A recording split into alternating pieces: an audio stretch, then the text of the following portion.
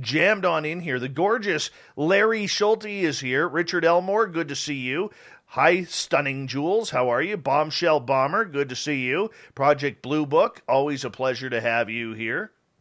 And scrolling on down. Sweet Annie Svensson is here, everyone. Make sure you say hello to her. Hi, Redheaded Lisa. And Mr. Apnea, good to see you're awake. Great way to support this show, everyone, is to hit that subscribe button if you are new. Give us a thumbs up if you like tonight's show. The Super Chat is open, and you can do some shopping at facebook.com/the SOR Vault, where we store all of our t-shirts. Check them out there. We're going to have a great show. Ross Allison from Seattle, a paranormal researcher extraordinaire. We're going to get going here in 5 seconds, everyone. Let's have a good one. Stay tuned.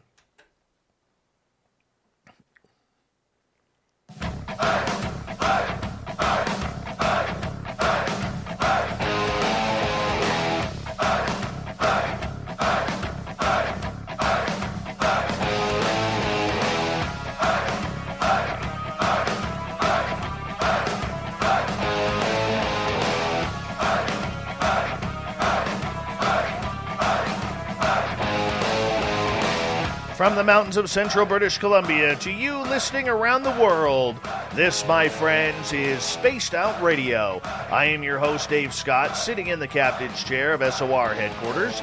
We welcome you to tonight's show on our terrestrial affiliates around North America, digitally on TalkStream Live, Revolution Radio, and KPNL. If you want to take a listen to our archives, they are free for you at youtube.com/Spaced Out Radio. Do old Davey the favor, hit that subscribe button. Follow us on Twitter at Spaced Out Radio and on Instagram at Spaced Out Radio Show. Our website is spacedoutradio.com, where we have a plethora of features for you, including rocking out to Bumblefoot and reading up on Captain Shirk's SOR Newswire. Tonight's show is brought to you by Chive Charities. Help make the world 10% happier by visiting Chive Charities today. You can find them on our website. Now, normally, every couple of months, we have our good friend David Weatherly on the show, but David is trapped right now on the East Coast. He's trapped by monsters, ghosts, aliens, Bigfoot, and even probably some gnomes have him tied up. And we were going to do a show on everything paranormal, because that's what we do with David, and he may still join us tonight. He is actually filming a documentary series, but the good news is our good buddy and David's good buddy, Ross Allison, is here as well. Now, Ross is from Seattle, Washington. He is the president and founder of A Ghost, Advanced Ghost Hunters of Seattle, Tacoma, with over 30 years of investigation. That part I don't believe about his biography, because literally the guy looks about 25 years old. I don't know how he does it. I really don't. I want some of those young pills that he's taken. Maybe it'll change my beard color back. But he's traveled internationally. He's been seen on television. He has literally investigated almost everywhere he's wanted to investigate. In my opinion, if you want to learn how to ghost hunt, guys like Ross Allison are whom you have to learn from. He does it the right way. He's looking for answers. It's not just about going out and getting a little bit of spookiness in your night. We'll get to Ross in a second. Then at the bottom of hour number 3, I will bring you the SOR Newswire, brought to you by Paranoia Magazine. Ross Allison, how you doing, my friend? It's good to be back. How you doing? I am good, man. I am good. And you know, we should probably tell the audience that within the next few weeks here, we're going to be looking at putting in a new little paranormal series on our YouTube channel, which is youtube.com/Spaced Out Radio, where we're going to come on in and talk some paranormal, the do's, the don'ts, the hauntings, the scary stories, and what's all BS as well. Yes, I'm looking forward to it. The Angry Ghost Hunter Show. Yes. And it's something that I had been working on, almost 10 years. I did it in the past, and it was very successful, and then just my life got so busy. And I want to bring it back. A lot of people have asked if I'd ever bring it back, and it's a show that I have no problem talking about some of the problems that we have in this field and confronting those problems and how we work together as a society and try to fix the problems.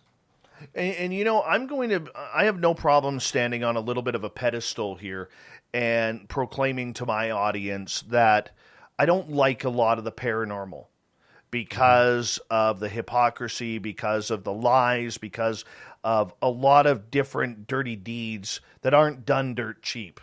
See the word play there? That was I nice. did. I Was got nice. that AC/DC. That was nice. And I haven't been a big fan of the paranormal world for probably the last 3-4 years.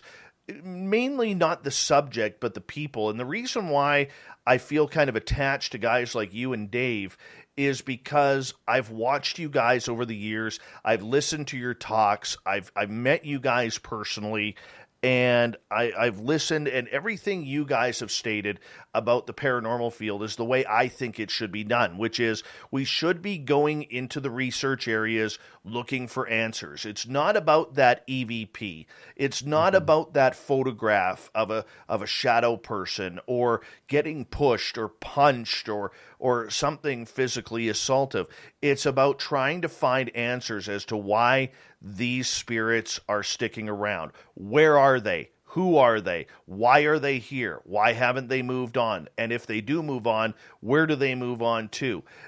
What is your thoughts about conclusiveness, Ross, in the paranormal field? Because there doesn't seem to be a lot of conclusions. Well, that's the thing is the problem with the field today is we have far too many, and I hate to say this, lazy ghost hunters. People don't want to do the actual research. They want instant results, that instant gratification when they go into a haunted place, and so they look to devices that are very suggestive in spewing out audio matrixing and, image matrixing, hoping that they can pull something out of it as proof to the paranormal. And it's not that easy. I wish it was. Believe me, and I have been in this field 30 years, but I really do wish people would go back to, I hate to say it, our old school ways. I realize that we have moved to the digital era and it's a lot easier to collect the data, but a lot of people aren't willing to collect the data or don't know how, I should say, too. I'm not sitting there pointing fingers at everybody and saying they're lazy. A lot of people don't know how to do it right. They're imitating a lot of these television shows that aren't doing it right, and basically claiming to be expert ghost hunters just because they've seen every episode of Ghost Hunters. And that's the biggest problem is the lack of research, the lack of collecting data, because as I've always said, the more data you have, the more credible your experience becomes. Mm-hmm. Well, Ross, on the same side, though, when you go in and take that stance like I have or like you have, or I know David and other real great researchers there have kind of drawn a line in the sand saying, guys, we got to fix this. This isn't about me or you or anybody, but let's fix this. And basically, you guys are called a bunch of jerks, egotistical people, a-holes, whatever you want to say, because there will always be that person. Well, I've been doing this for 25 years, and what you're saying is complete bogus. You're not going to tell me what to do. And in the meantime, you've never heard of this person, and they live in your city. Yeah. Well, that's the thing. There is a lot of egos in this field, and that's the biggest problem is because we all have to understand that there is no experts. We're all learning as we go. I say that there is a lot of experience. So you got to have to look towards the people that do have experience in this field. And, I'm still learning as I go too. I don't have all the answers. And I think that's one of the things that you have to be honest with. I think my success comes from my honesty. I'm willing to learn from other people. There might be some other team out there that's doing something different that may work for us. And so we have to be more open-minded and willing to learn and not just be a know-it-all. Mm-hmm. And that's the biggest problem is there's far too many know-it-alls. We're going to get into more of that later on in the show, but I do want to ask you because you are somebody who is a very rare breed in this field where you do this for a living. And yes. You have, I should say, had a haunted museum. That was a tourist attraction in Seattle. You did a lot of paranormal ghost tours. You gave a lot of lectures around Seattle and university campuses like the University of Washington. And because of COVID and the way things have been locked down, you're literally struggling to survive right now because your entire life has been put on hold for this disease. How has that affected you? Well, it's been tough. It really has. One thing, I've written more books because of it. I've been at home a lot more. I haven't been able to travel like I used to. So it has been tough, yeah, because the government shut down all tourism, so I can't do my tours. A lot of the campuses were shut down, in the beginning of this, especially around Halloween when that was my busiest time doing lectures. So I didn't get out there to do any lectures. So it's one of those things that I just had to pass the time and make use of it. And I got a couple books done in that time, and now, we're getting ready to start on my 11th book now with David. So that's been nice. But, right now I just have to be thankful. I've been able to collect, unemployment. So that's helped a little bit. I know our government really doesn't have it together in taking care of those who are struggling during these times. I think Canada's got it a lot better, don't you? You're giving me that look. So with you, okay, how have you been? I'm assuming you guys got it better. Everybody always assumes. All right. Everybody always assumes. But for you personally, I mean, how have you been able to keep the positivity going and keep your chin up? I mean, you're going on pretty much 15 months now out of work. Yeah. I think for me, I've always been a very creative person, so I've used my downtime to be a little more creative. I was hoping to film a little bit more, but again, because of COVID, we weren't getting access into places I wanted to film in. So I think for me, it's just been, just getting in there and doing the writing that I like to do, doing some graphic arts that I like to do. So that's helped me keep a little more positive. It's just being a little more creative rather than just sitting in my little, COVID cocoon and being all humdrum. No, and I can see that. And, mentally, though, how have you had to change your focus with the way you do the paranormal? Because you are locked down, people want to know all the time what you're up to, how you're doing, what are you sneaking out for investigations? People want to know. We have been fortunate enough to do a few controlled investigations. Not many, not like we used to. We've been doing extremely small teams, 3 to 4 people. Masks, we're wearing masks, we're protecting ourselves, we're protecting our clients, and just making sure we're keeping our social distance. Because again, the paranormal activity is still happening out there. So we are definitely still hearing the stories, and people are still, coming to us asking for assistance. But again, we have to be a little more cautious, and safe for everybody around. A lot of people being at home have stated through COVID that they've noticed more paranormal activity inside their homes, and they've also seen more UFOs. 2020 was probably one of the biggest year for UFO sightings because people were actually taking the time, or because they were forced to maybe have that glass of wine or that drink on your patio at night and stare up at the stars rather than going out for dinner or going out to a club. How has the reaction in the paranormal field been, people contacting you regarding ghosts in their house that they've never noticed before? Well, in the beginning, it was actually quite slow because I think that fear factor was in a lot of people's minds that, they didn't want to reach out to the public and request us to come in and figure out what's going on. But yeah, people have had a lot more downtime and are home more to experience a lot of the phenomena that they probably mostly ignored during, their busy days. So yeah, that has increased quite a bit. And I think the downtime that people have had now, they are a little more relaxed and now more aware of what's going on around them. So I think that has definitely helped with the case numbers going up. But unfortunately, again, because of COVID, you're still pretty limited on what you can pursue at this time just to be safe for the client and yourselves. Is it a matter of safety? Is that the big thing? Like the new ghosts that are being seen. I mean, is it a matter of safety for them or teaching people how to react? I mean, because really there is no book, that says, what do you do if you find out your house is haunted? Well, you definitely want to be safe for our lives are alone, with the COVID. But there are some things that we do try to help them with if we can't get out there in a system. And one of the things is you do have to educate these people, because fear immediately kicks in once they think that their place is haunted. So they automatically are, because of the media teachings, they automatically think that it's something out to harm them. And in most cases, that is not the case. A lot of times when you're experiencing paranormal activity, sometimes it could be just trying to get your attention to say, hey, I'm here too. You've been ignoring me all these years. Hey, listen up. Maybe I have a message I want to pass on.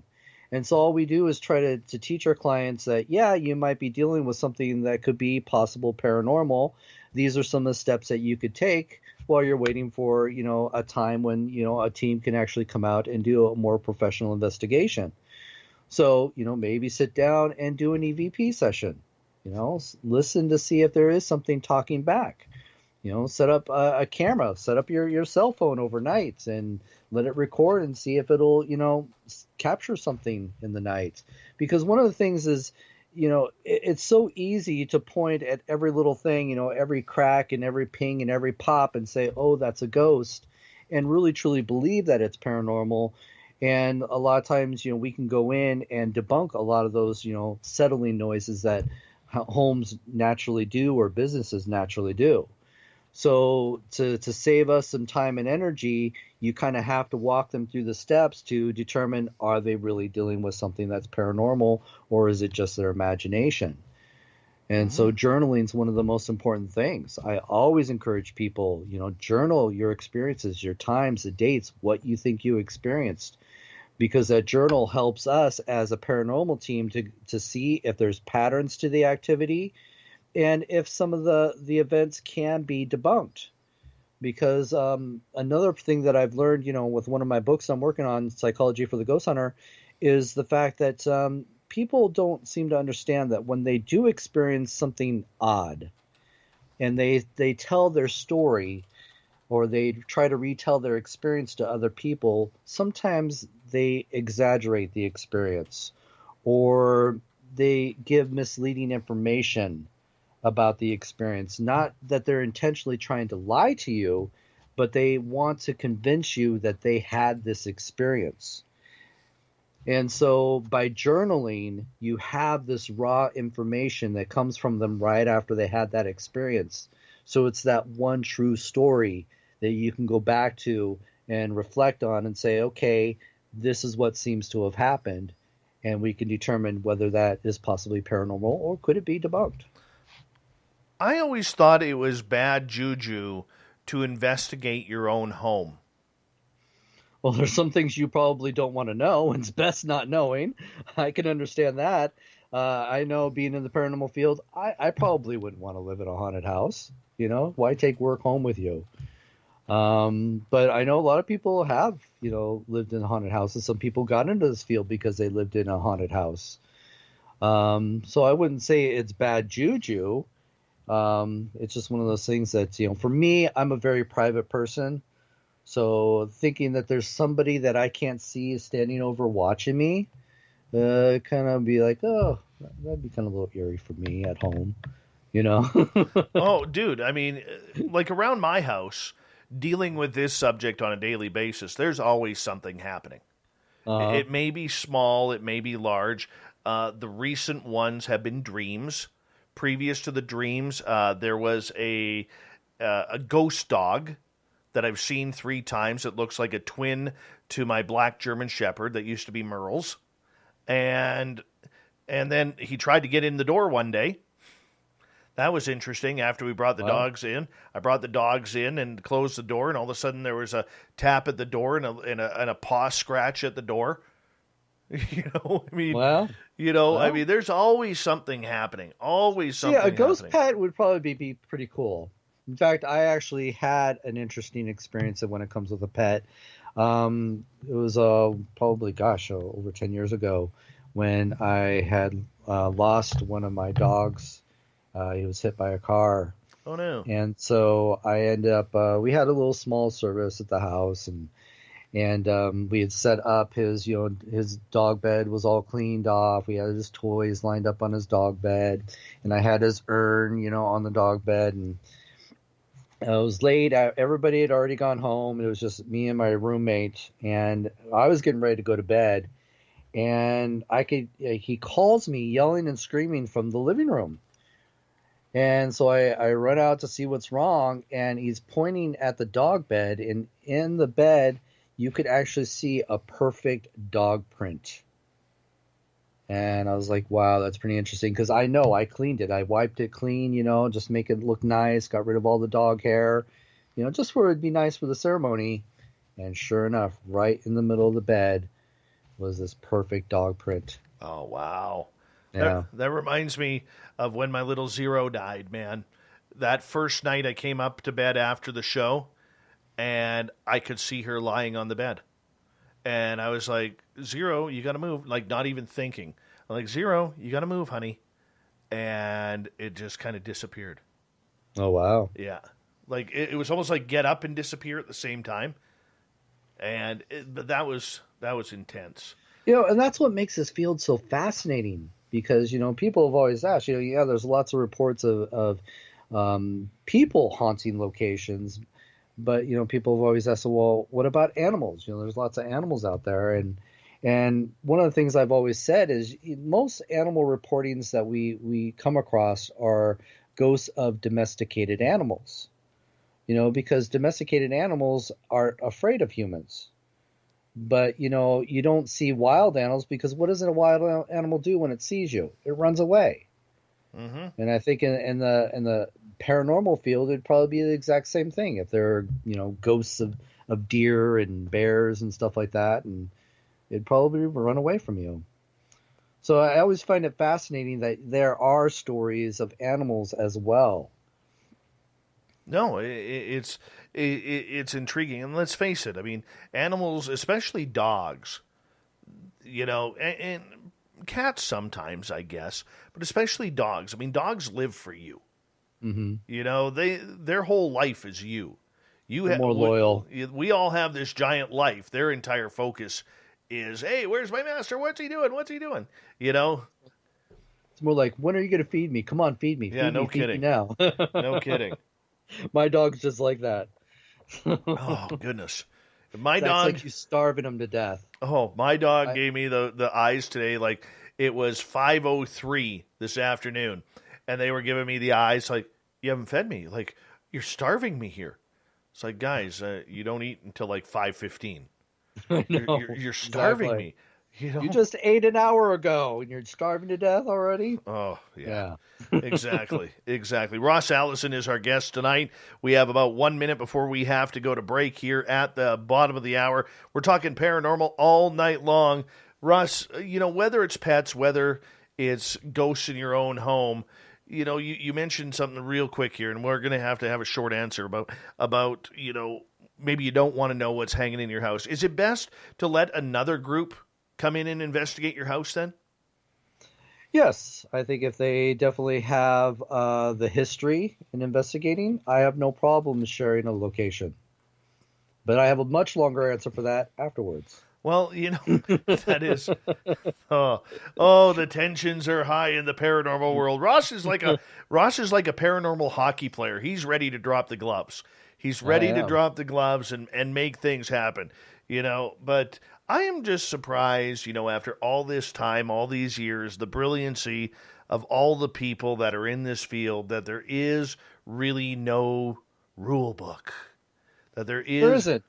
There should be some strict protocols, because I think that would help us move further in the field. Absolutely. Hold that thought. Ross Allison from A Ghost in Seattle is wearing a top hat tonight. You'd never go wrong with a top hat. One of these days I'm going to buy one. I'm going to, just for Ross and David. Spaced Out Radio continues after this.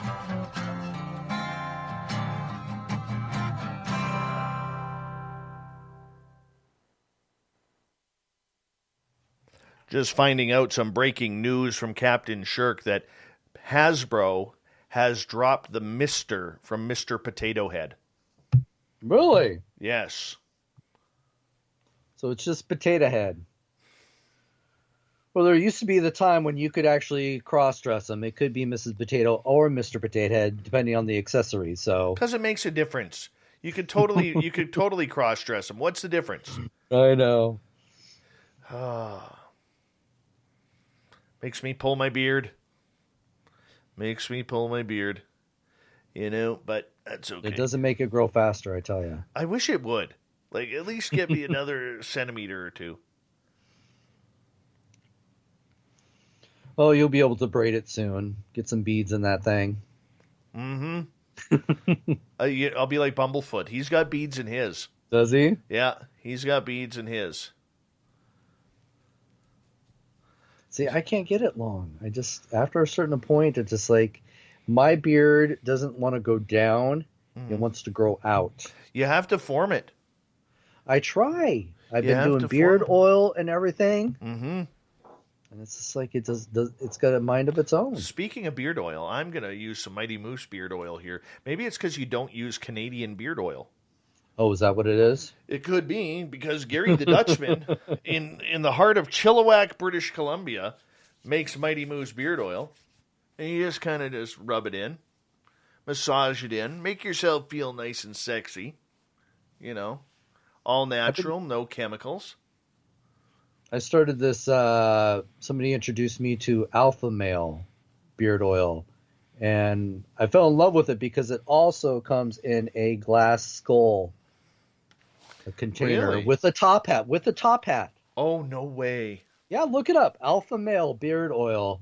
And it actually had a really good smell to it, so I was really happy with it. So, well, I'm sticking with Mighty Moose beard oil, A, because it's Canadian, B, because Gary's a Dutchman who is actually giving us a deal.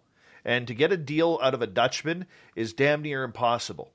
Damn near impossible. So if our listeners use promo code SOR2019, they're going to be able to get $1 off their purchase, which doesn't sound like a lot, but if you're spending in American dollars, it's only like $14 instead of $15. Or in Canadian money, it's probably $19 instead of $20. So it does help if you use it. For ladies, works great in the hair.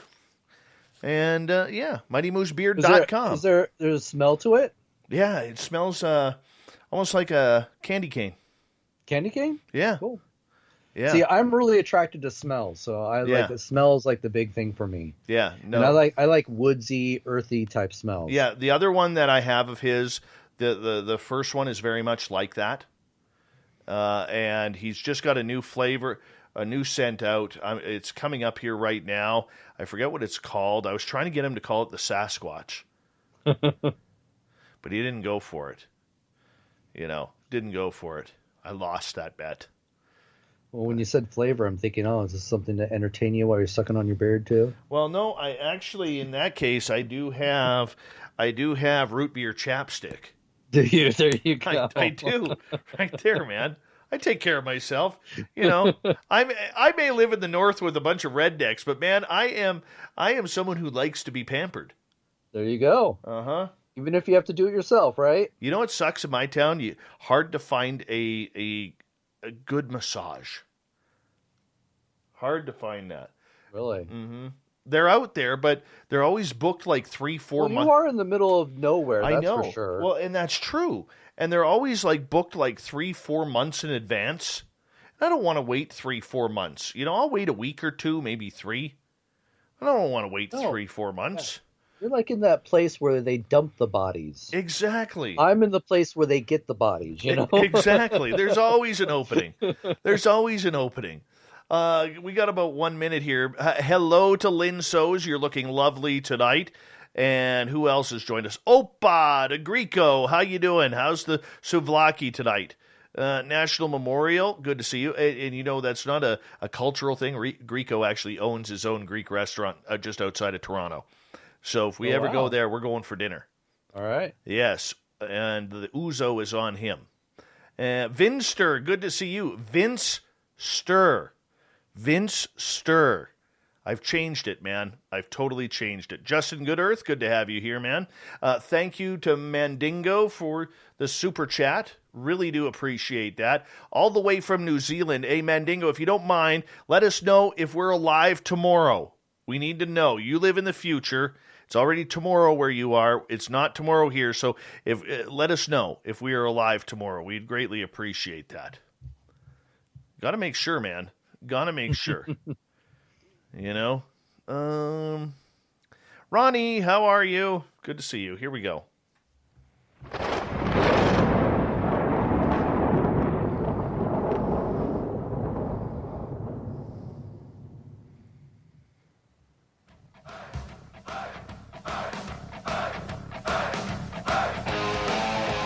Second half hour of Spaced Out Radio is underway tonight. My name is Dave Scott. Thank you so much for taking the time to join us. Really do appreciate it. Want to remind you that if you've missed portions of this show or others, check out our free archives by going to youtube.com/Spaced Out Radio. Do old Davey the favor. Hit that subscribe button. Our website, spacedoutradio.com, where we have a plethora of features for you, including rocking out to Bumblefoot and reading up on Captain Shirk's SOR Newswire. Follow us on Twitter at Spaced Out Radio and on Instagram at Spaced Out Radio Show. We continue on with Ross Allison from A Ghost down in Seattle, Washington. Ross, welcome back. It's always good to be back. Politics in the ghost field. How does that even happen when there's no legible set of rules that anybody has to follow? Well, the problem is the popularity. You know, anytime something becomes popular, everybody wants to get their hand in it. So I think there's a lot of it that really has pushed this is the media. You know, now, you know, when I started my group back in 2000, you didn't even have the inkling of having your own television show. That wasn't even something you could even consider. And now, you know, like there's so many ghost hunting television shows. You find that a lot of people are in it for all the wrong reasons, you know, because they want their own television shows. They want their 15 minutes of fame. So that's where a lot of this becomes misleading. Is it about that still? It is. That television definitely. show? Yeah, it is definitely, because you still see more and more coming out all the time. I get tons of emails from, producers, wanting to talk to me, wanting some ideas, wanting to interview me for possible being on their shows. And it's tough because, sometimes I'll listen to what they want to say and what they want to do, and it's all the same bullshit over and over and over again. It's like there's nobody that is wanting to do something different and challenging. Something that, is beyond just your basic, let's go into a haunted house and see what happens. It's frustrating. And I'm surprised that the audience themselves aren't bored with it. You got to be bored seeing the same thing over and over again. It's the same show over and over. It doesn't matter the cast. It doesn't matter. We're going into haunted houses to prove whether or not they're haunted. And if the ghosts decide that night to show up, we're claiming it's not haunted. I know. It's one of those things, I've learned being in this field as long as I have. It's all about being at the right place at the right time. And you're not always guaranteed to have these amazing things that these television shows claim to capture. Most people would probably fall asleep on an investigation. It's that sitting around in the dark, waiting patiently for something to happen. And it doesn't always have to be in the dark either, but I know some people like to set the mood. But, it is frustrating, but due to the popular ghost hunting, it has opened a few more doors, but it has also made it very competitive in the field as well. Mm-hmm. Have the amount of people, and I noticed this in the podcasting radio side of things. The younger people, they're just going to keep coming. They're going to keep, there's no end to it.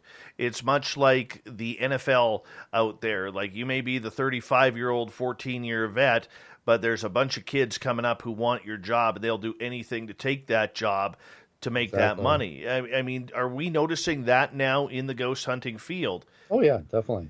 And I have no problem passing the torch As long as you're passing to the torch to the right-minded people, the people that are in it for the right reasons, who really want to do the research, who want to get their hands dirty, and not be afraid of how they look on camera. It's, it is frustrating. It really is. And I know and we're trying to put together a show on this, talking about the frustrations, but there's a lot of problems in the field. And I believe, and don't get me wrong, I believe there's a lot of good people in the field as well. It's just, unfortunately, it's hard to connect with those people or, find where they are, because you get lost amongst those who are more focused on the airtime that they get, or the subscribers they get, rather than those like me who I don't care. I'm not looking to get subscribers or any attention. I'm just looking to focus on the real research and share my research and findings so that those could be published, and then it's forever. Who is teaching these younger ghost hunters coming up, though? Media. The television shows. That's where most of these people are getting their education, are from these television shows. But not everybody in television, I think we should be clear, not every ghost hunter in television land likes that feeling, though. Because Merle and I were talking with Mustafa Gadalari from Ghost Hunters the other day. He can't stand it. Can't stand it what ends up on the editing floor. But it's not his call. It's a network's call. So is it the networks, or is it the actual ghost hunters? In some cases, it's both. Yes, granted, I've seen this for myself, because I've been on enough of those shows, that, when you sign those contracts, you're basically signing away your image and how they proceed to, enlighten you on their show. They could do whatever they want with the final footage. They can edit it in any way that they want. And there have been a lot of shows that have manipulated information just to tell the story they want to tell, rather than if it's not true or not. In fact, prime example of this is, and kind of leads into our next book coming out, Haunted Prisons. There was a prison that I was writing about that had this very famous story. It's been featured in tons of television shows and websites, and media's covered it over and over and over again. And, the story was, and I won't say which prison it is, you can read about it in the book, but, and I only say that just out of respect for the family. But the fact of the matter is, the story was that at one of these prisons, a warden's wife was shot and killed. And through the years, they had claimed that they started to claim that she was murdered by her husband, who was the warden. And so that started becoming the main story, that her ghost was haunting the warden's house because, she was murdered here and she has her story to tell, or her revenge, or, various different versions of the story. And of course, as a researcher, when you come across a story, and I started finding all these inconsistencies with the story, I wanted to find the root of it, and find out what actually did happen. And so I went down the rabbit hole. I was digging and digging. And sure enough, I came across, all these different versions of the story and all these different facts. But then I started to come across, newspaper articles that talked about what happened. And, that seems to be a little more legit. And, of course, then I came across the death certificates. And I started putting, the pieces together. And I realized that this claim of this murder didn't happen. The story was that, she was getting ready for church, and she had gone into the closet to get to her jewelry box, and her husband had his gun next to her jewelry box. And she reached for the gun to move it away, but she was surprised about how heavy it was and accidentally dropped the gun. And when it hit the ground, the gun went off. And of course, the bullet went through her. And so to validate this was the fact that I had the death certificate, which talked about exactly how she died, the path of the bullet. And so I submitted that information to a few people that actually are in the medical field. And I said, can you draw me up a diagram? Because I'm not in the medical field, so I couldn't tell you exactly by, the scientific terms of the path of where it went through the body, of actually the visual, to have a visual path of it. So sure enough, I had 3 different sources come back to me, and they drew me a diagram of the exact path of this bullet.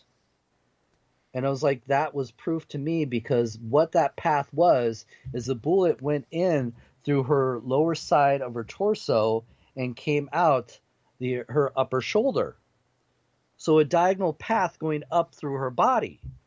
So for her husband to have shot and killed her, he would have had to have been lying on the ground to do that. Then to top it off, I found out through the case report that her oldest son was home at the time, heard what happened, and heard his mother call after it happened. And he was just across the hall, and he was the first one there to assist her. So then she died a couple days later in the hospital. Now, I don't know if she was conscious or not, but I think if she had been conscious, she would have said, oh, my husband did it.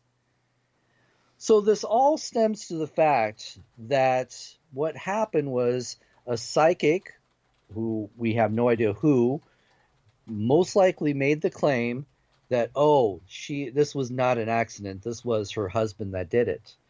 And that's what started this whole ball rolling.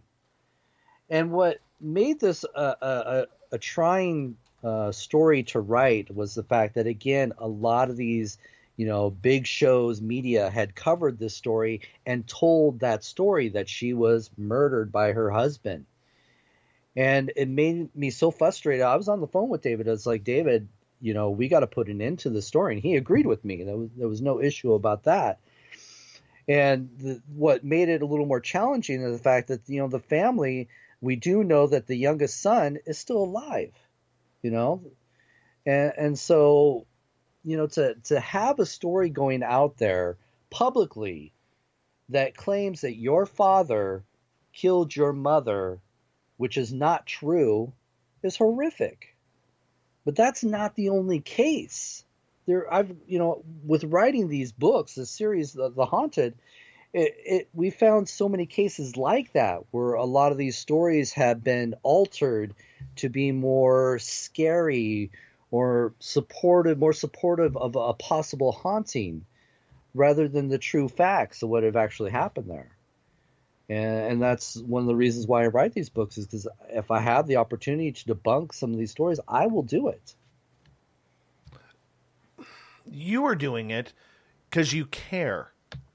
Okay, you are doing it. You're trying to find that factual information to try and make a difference. But the difference between what you are doing and the weekend warrior who is claiming to be the best ghost hunter in British Columbia or the best ghost hunter in Washington State, there's always one of them. They are more about being territorial. They are more about going to locations, saying, well, you have to sign this contract about nobody else is allowed to investigate here but us. There's a lot of that when we talk about the politics that are going on right now. Now, when you're dealing with an illness, they always suggest that you should always get a second opinion, right? Mm-hmm. Nothing wrong with that. If one doctor says, you have 6 months to live, another doctor could say you may have a couple years to live. It's one of those things that I always find that it's more useful to have a second opinion, because you don't know the education or training behind the first opinion. And I'm not saying, again, I'm not trying to say that there's all a bunch of, bad ghost hunters out there. It's a lot of bad training out there. And so to have a group go in there and make claims, state their claim to a location. And some of these, businesses don't even know, how credible this group is, or, if this is even the right thing to do. You have a lot of these groups that just basically are, again, just trying to hoard places to themselves. And it's horrible because I've even had the opportunity to try and get into some of these places and have been shut out because other groups have, claimed it as their territory. And I try to talk to the client and I say, I'm not trying to disturb what they're trying to do for you, but it would just be nice to see if we can validate what they claim. Because if you go into a place and, one team, and this is a prime example of this, the Seattle Underground. Mm-hmm. I've investigated that place a number of times because it's right in my backyard. And during one of our investigations, we captured an EVP where we had asked, "Can you tell us your name?" And we get a clear Class A EVP where it says Edward. That's great. Now, we had that information. Now, this is many, many years ago, so we weren't able to make all this, evidence public. But if anybody ever, reached out to us, we'd be more than happy to share it with them. So years later go by, and of course, other teams have investigated the Seattle Underground as well. I have no problem with that. But this one team, comes in, and they are in the same exact spot where we captured that EVP, and they asked the same exact question: "What is your name?" And they got the response, "Eddie."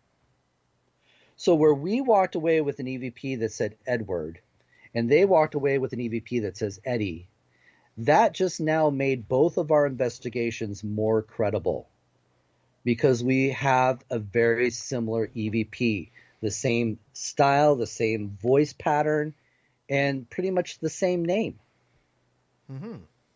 So all we're doing by sharing locations and sharing our evidence is we're helping to build credibility for the location itself and for how we're capturing the evidence. And I understand that and I can appreciate it, but what would be the purpose of a ghost team shutting down a location by getting, say, a museum or a park or a restaurant to sign an exclusivity contract? Well, for one, it's ego. This is my place. You can't come here. But another thing too, and I can understand some of this, is some of these places are so well known that they've had numerous groups, ghost hunting teams, come in and investigate, and a lot of times they have bad experiences with a lot of these groups. So it gets to the point where some of these places are like, "I've had enough. I don't want to deal with all these different groups coming in and investigating the spot." So some of it does come from the owners themselves saying, "You know what, I like you guys. You've come in, a few times. I think I'm just going to trust you guys to do our investigations." So that does happen as well. But some of it does come from groups not wanting other groups to come into their space and, collecting their evidence. Have you had a lot of businesses approach you and say, "Look, Ross, I don't want Dave and his group to come on in. They made a mess the last time, or they broke some glasses, or whatever the story may be"? Oh, yeah. There's been plenty of times where I've had clients contact us because they had a group come in, and the group pretty much scared the hell out of them because they had them convinced that everything happening in their home was demons. Almost to the point where they were about ready to pack their shit and move out.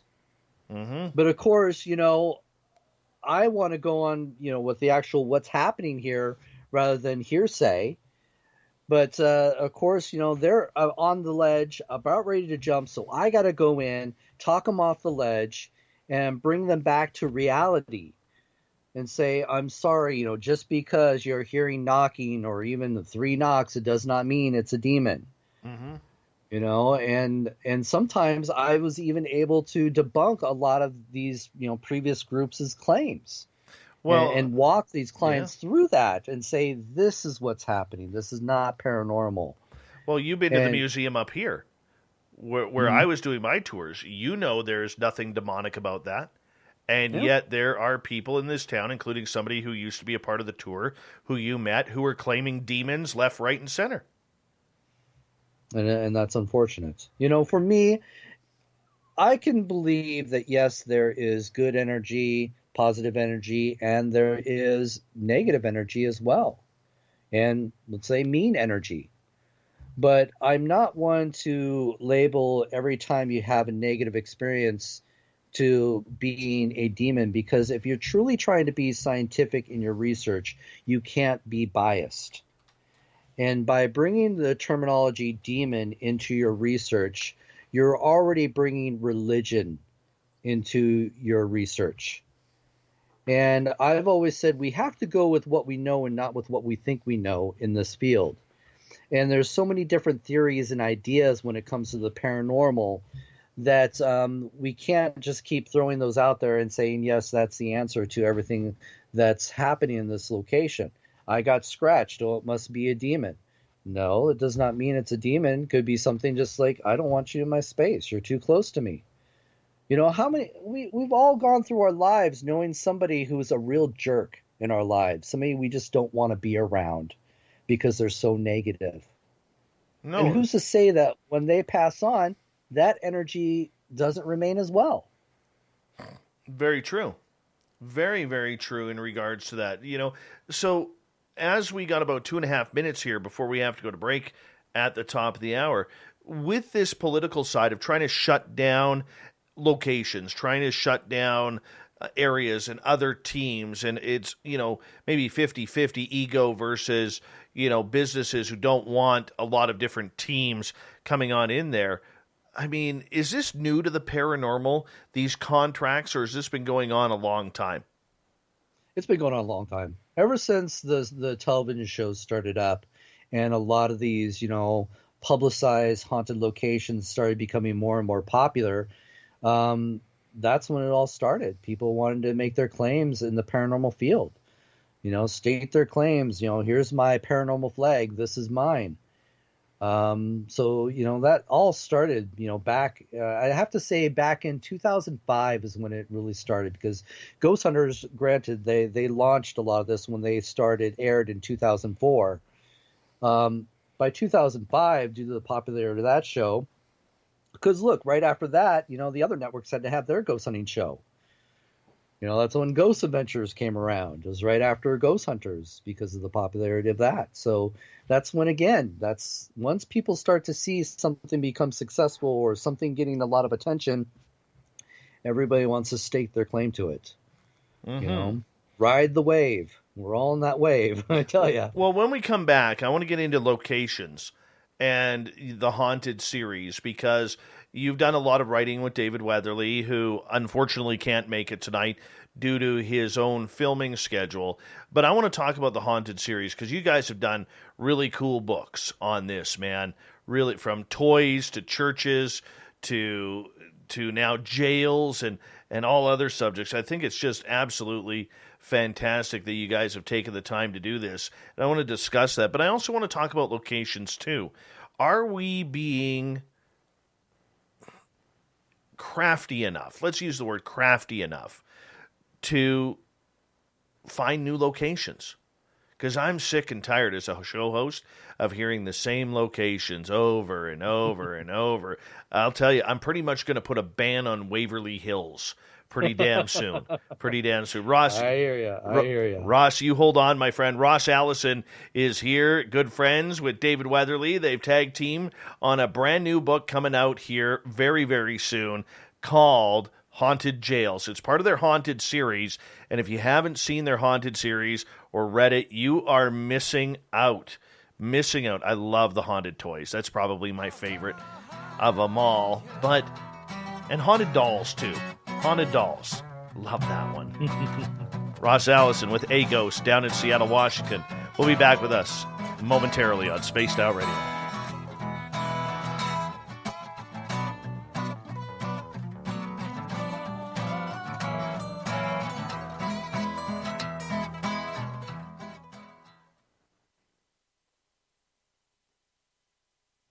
All right, man, we're clear. I'm just going to run Doug and Shadow out. I'll be right back.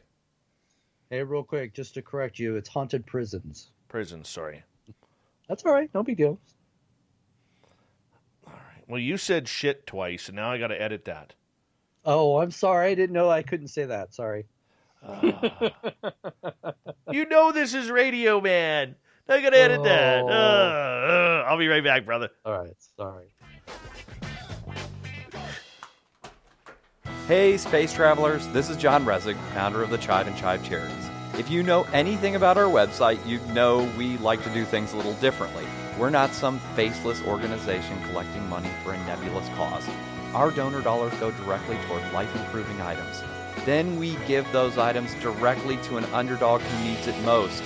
To become a donor with Spaced Out Radio's official charity, Chive Charities, just go to chivecharities.org/donate.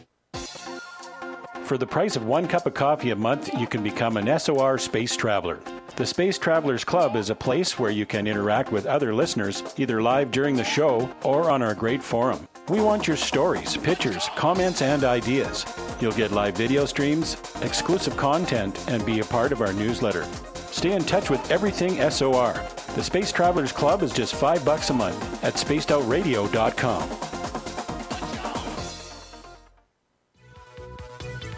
Hello, space travelers. It's me again, Carl. Don't forget to join the Space Travelers Club for just $5 a month. And follow Spaced Out Radio on Twitter at Spaced Out Radio. Our Instagram, Dave Scott SOR.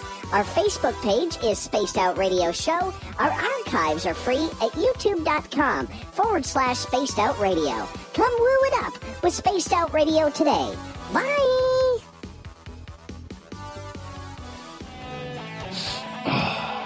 I'm feeling a little spicy tonight.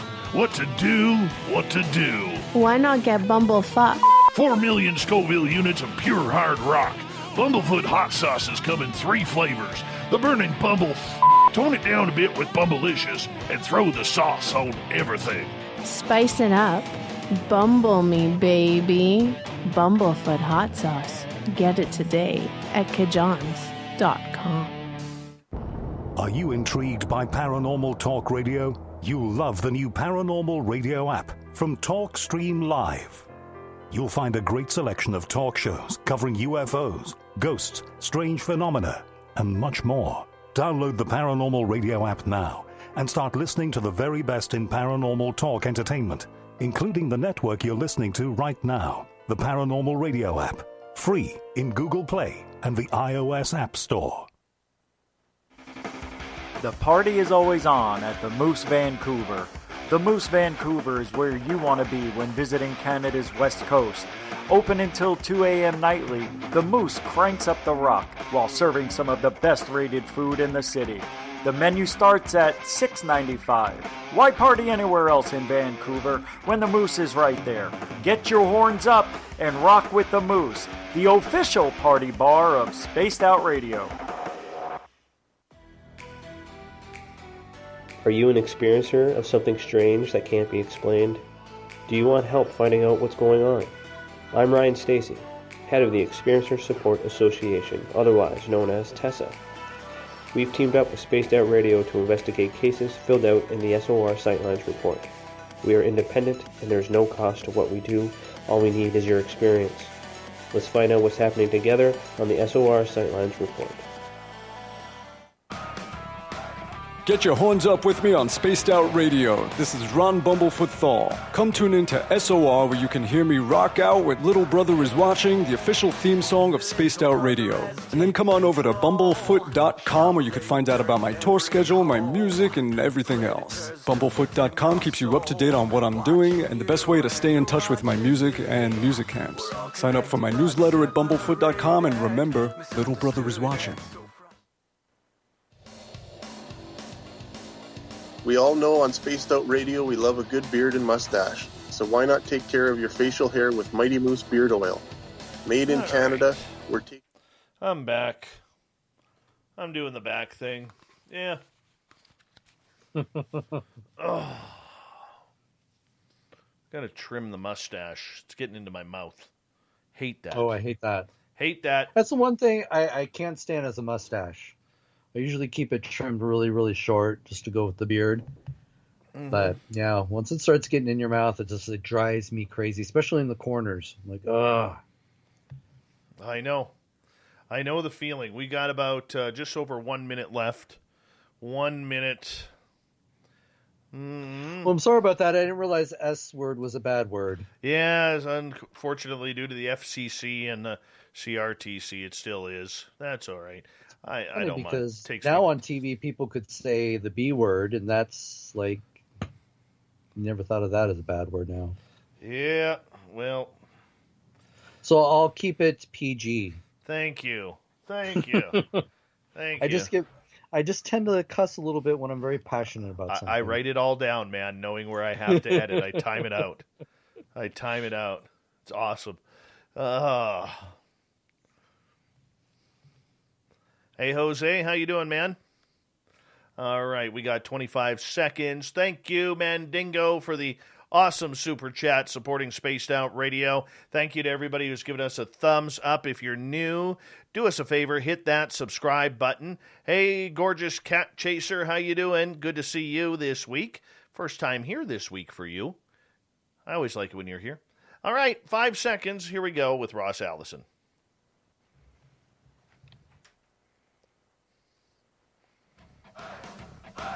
You're listening to Spaced Out Radio with Dave Scott.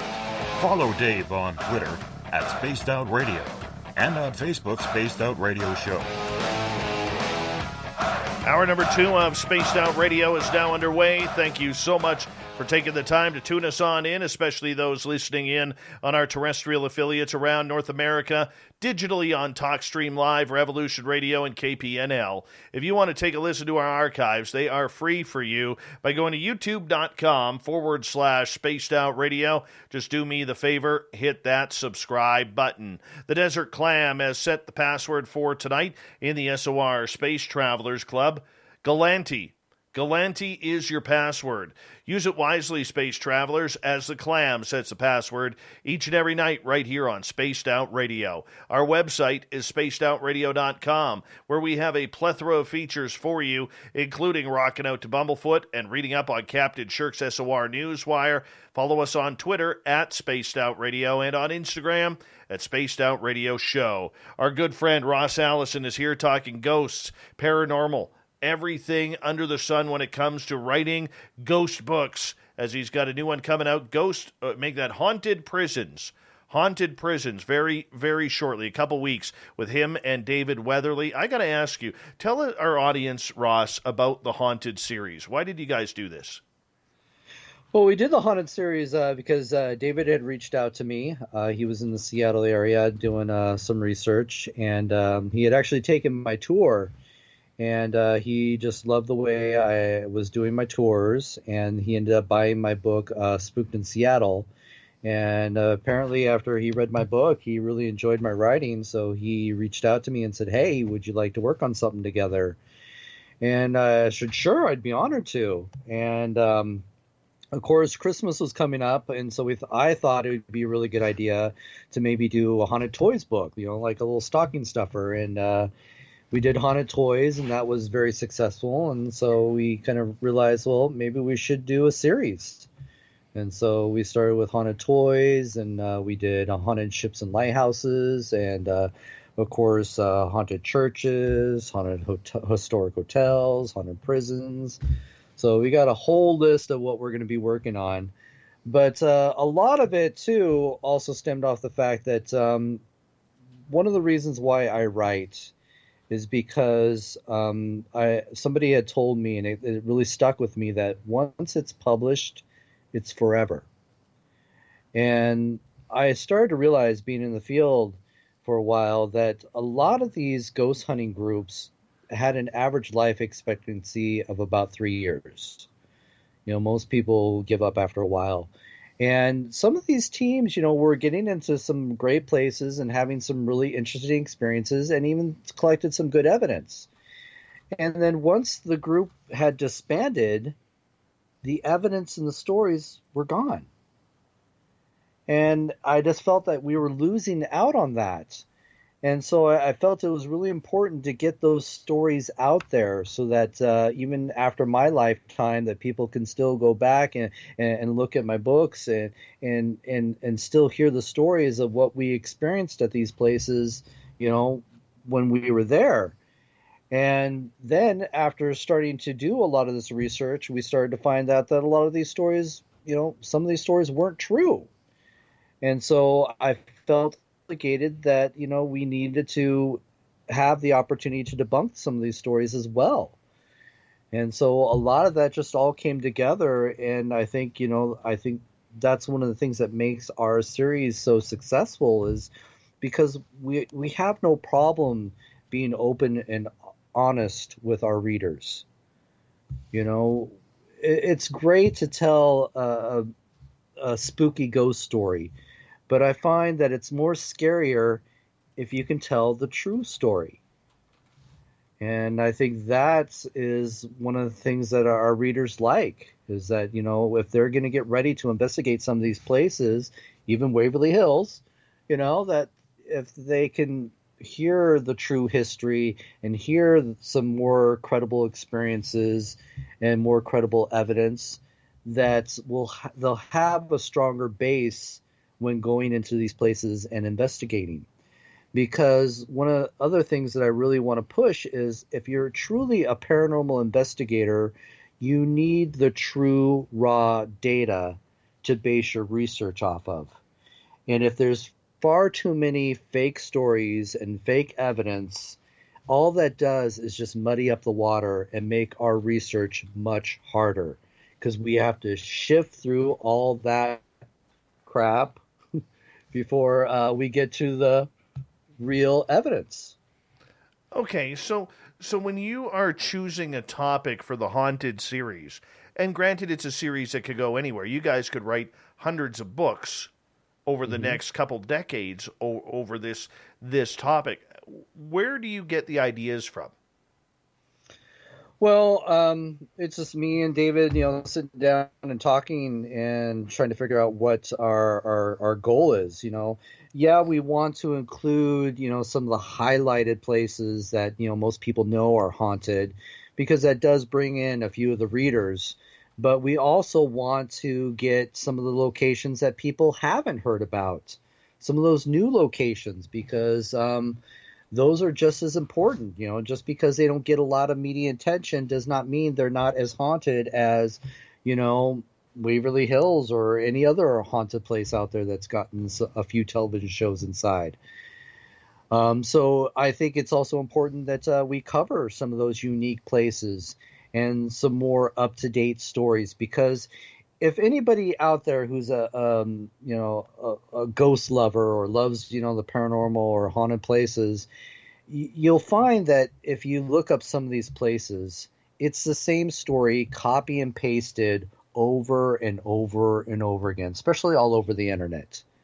And so and half of those stories aren't even true. And so that's, frustrating for somebody, like me, who's, into the research and wants to validate some of these claims. It is frustrating when you find out that half of the claims that they make about some of these places aren't true. So, it's a lot of that stuff that I think that makes this series unique. The unique places, let alone some of the highlighted places, the unique stories, let alone the common stories, and then just having the opportunity to put an end to, bad stories and fake media. Okay, so part of my problem is, as a host, and I'm somebody who is obviously not in the paranormal field directly. I kind of skirt around every topic of the phenomena that is out there, because we kind of touch on everything. But every summer, man, I'm sick and tired of my Facebook.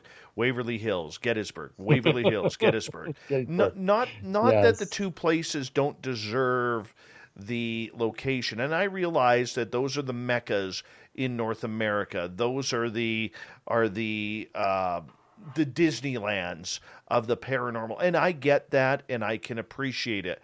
There's people out there that I'm a big time Disneyland fan. And there are people out there when I look at them strange when they say, yeah, I know, I don't want to go to Disneyland. I have no reason to go to Disneyland. I hate Disneyland. Or for whatever reason. It's okay.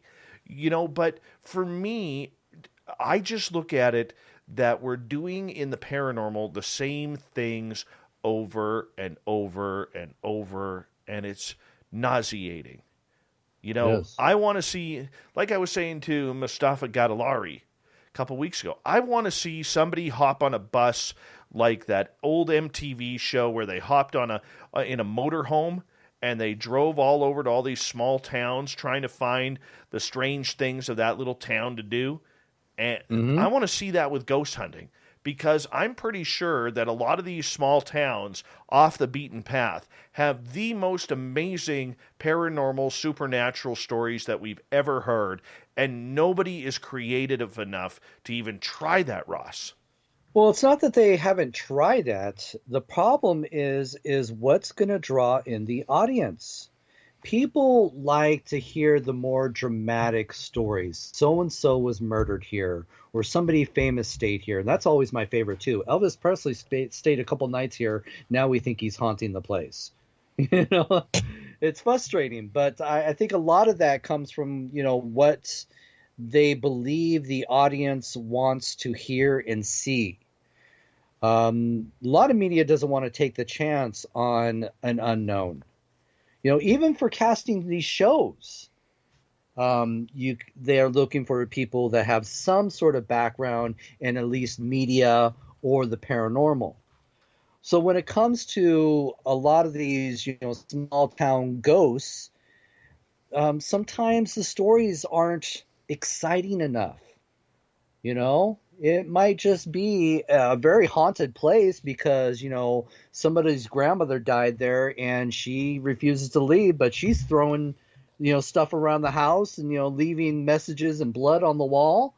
That stuff very well, could be happening, but they want to find, those stories where, well, was she murdered there? No. Did she kill people? No. She was just a nice old lady, No, but give an example. There's a lot of these smaller mountainous communities that were wiped out by rock slides or landslides. And the communities are buried with, tens up to hundreds of people underneath these rocks. Nobody goes on those rocks. Well, and see, that's where it becomes our responsibility as paranormal investigators. We have to get out there, investigate, be willing to investigate these places, and publish what we find. The publishing is the biggest part in getting some of these small town locations the attention that they may deserve. And that's the thing, is some of these groups go in and they don't have the incredible experience, and they don't publish these locations because it was boring to them. Well, did they give it a fair chance? Most times, no.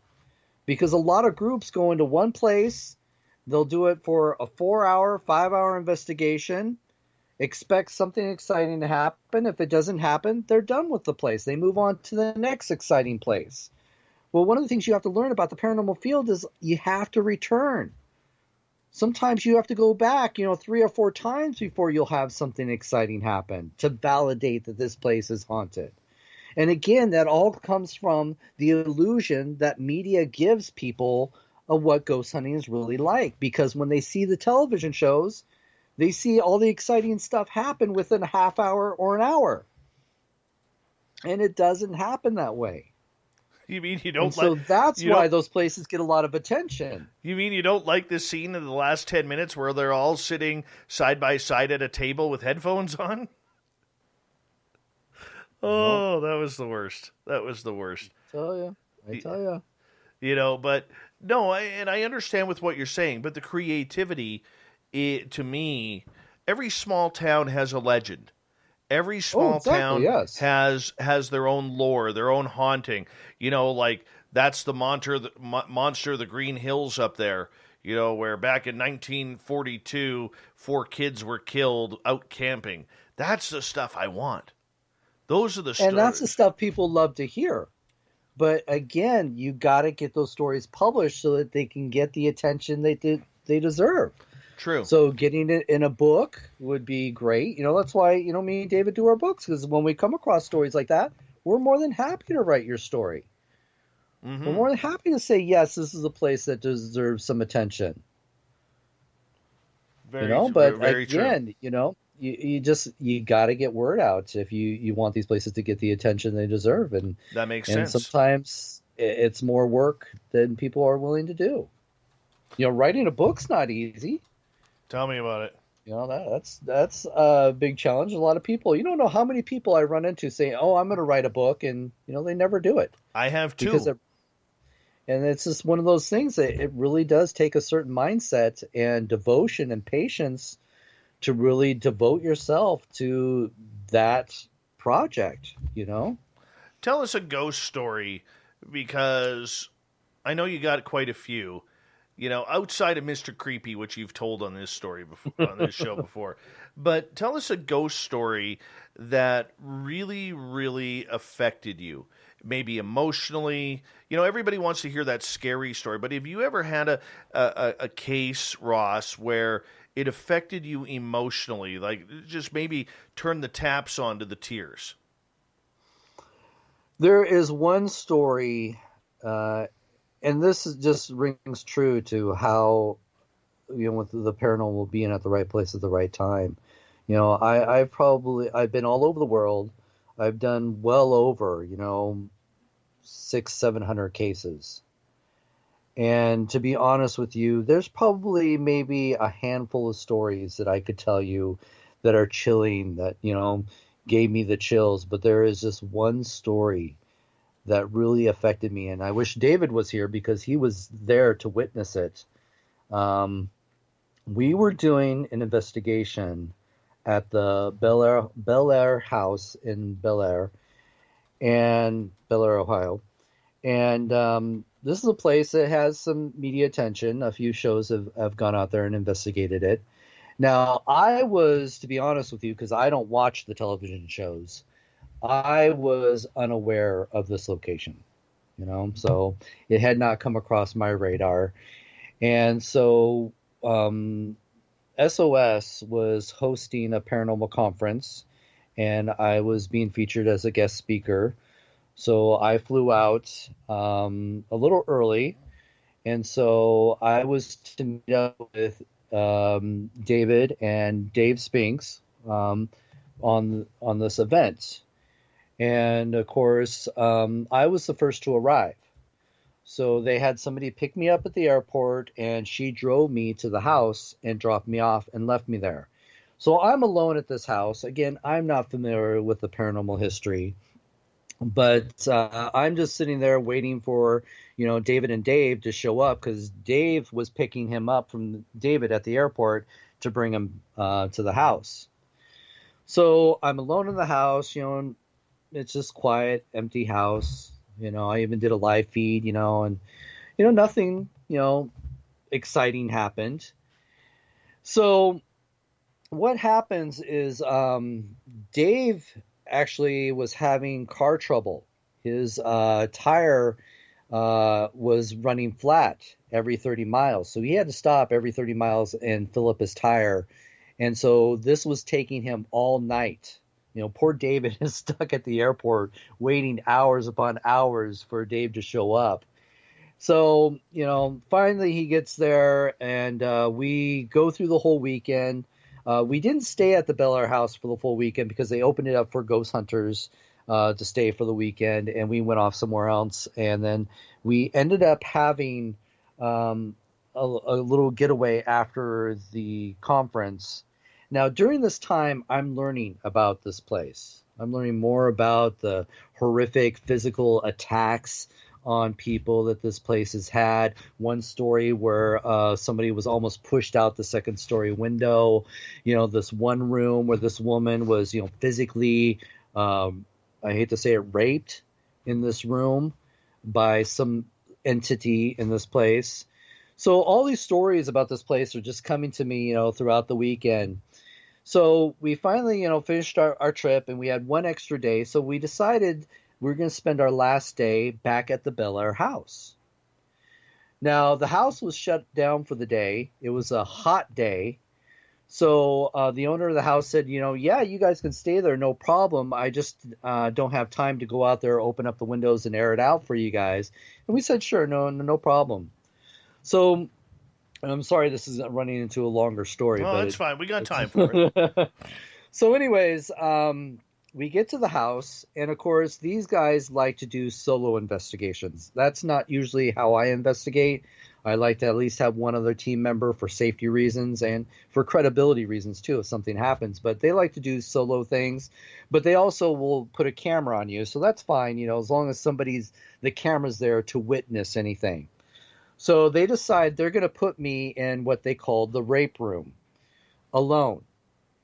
Okay, so now I get into the room. And the room is hot. I mean, I am sweating like crazy.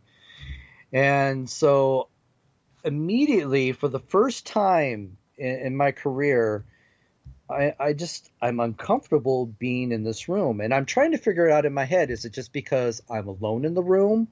Is it because I'm already front loaded with all the stories that have happened in this room? And I can't figure it out why I am so off on this room. And I don't want to be in this room.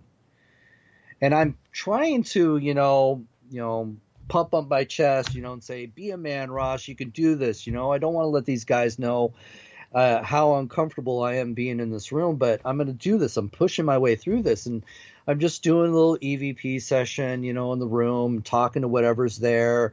I'm trying to say, I'm not here to disrespect you. I'm just here if you want to talk, talk. And I got to the point where I said, well, if you are here with me, can you give me a sign? And shortly after I asked that question, the thermal camera flew off the tripod into the air. And this is where they have proof that I did scream.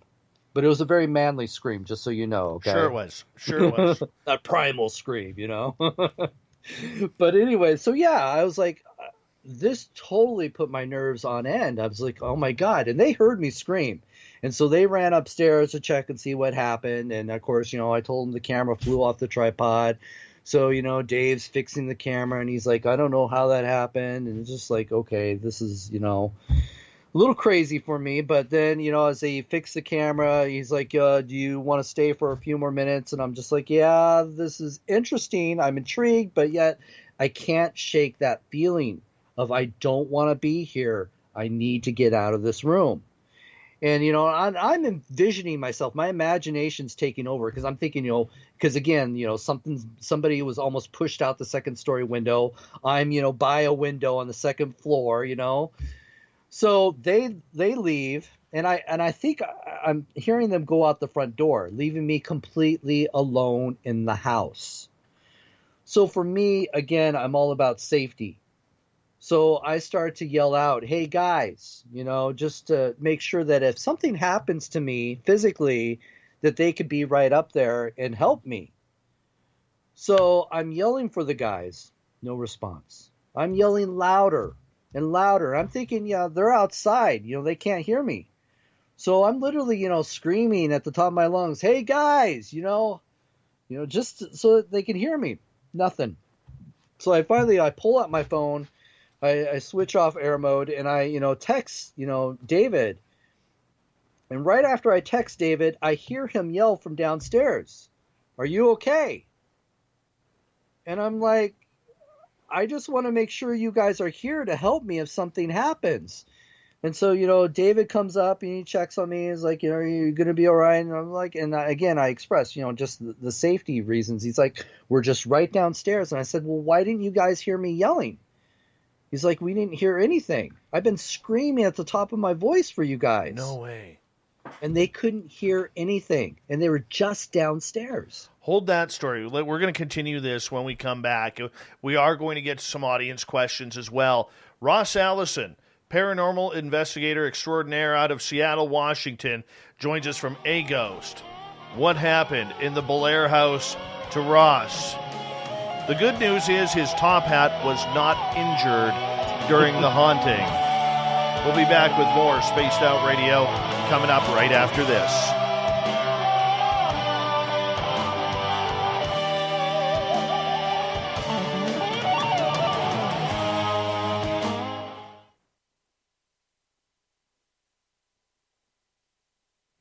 All right, bro, we're clear. Sorry, I should have forewarned you. It's a no, that's a good story. That's a good story. We got to continue it. It gets more interesting, definitely. Hi, veteran Surf Jer. We love our veterans around here, man. Thank you for your service. And Chris Jarvis, that's a weird-looking picture that you changed to. Just letting you know. Big Fat Creep, good to see you. Aaron, good to have you here, man.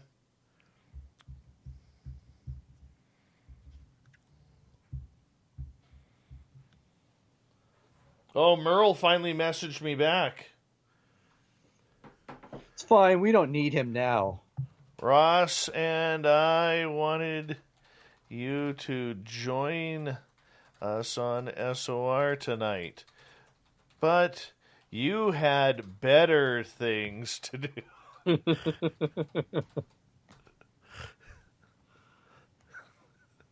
See how long it takes him. He's one of these guys who responds and then takes like 20 minutes to respond back.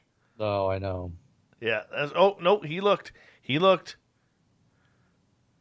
Oh, let's see what the response is going to be. What a loser. Yeah, Merle. Merle. I'm too good for you guys, Merle. People knew how nice of a guy he really is, eh? Oh, no, he's a great guy. Oh, yeah. He's been wanting so hard to come down to, to Washington and do some stuff with us. And it's just like, I'd love to go to Canada and do stuff with you guys. The whole border thing just sucks, man. He's got a migraine tonight. It's fine. That's what she said. Wish I was able to. Ross says that's what she said, too.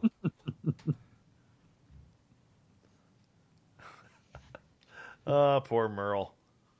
We give him a hard time, but he's a great dude, man. He is. He is a great dude.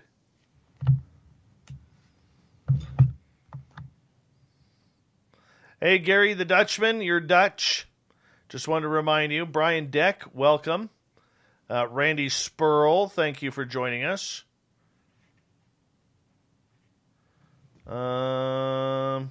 The gorgeous Shelley Michelle Morrison has returned.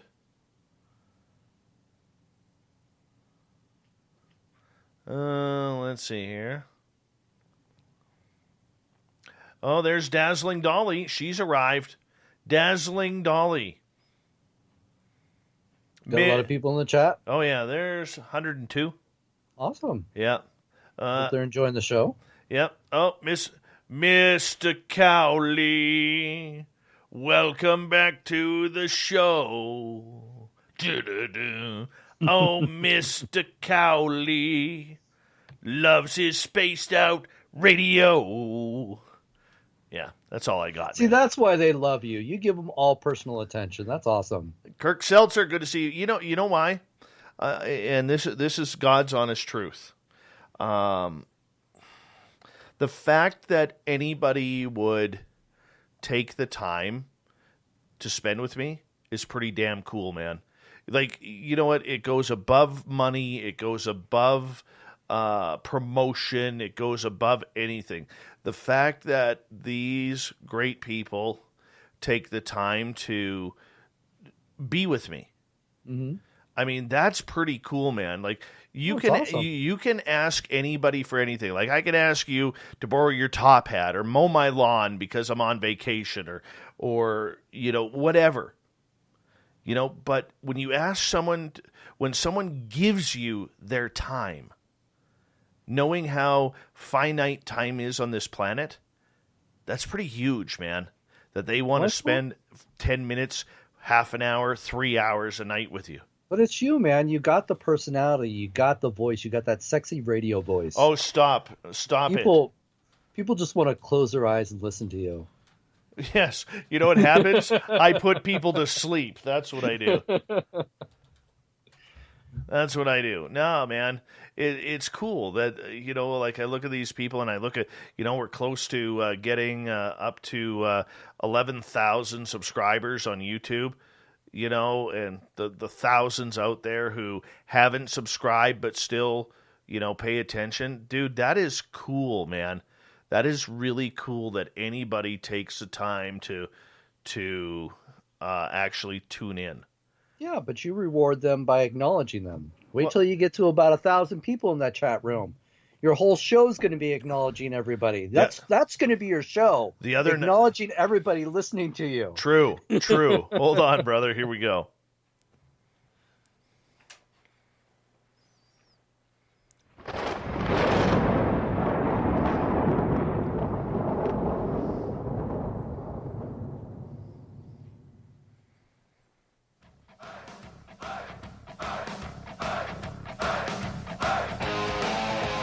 We pass the halfway point of Spaced Out Radio tonight. Dave Scott here on Spaced Out Radio, wearing a toque, not a beanie, a toque. Our Canadian listeners will get that. The American listeners will be like, what? What the hell?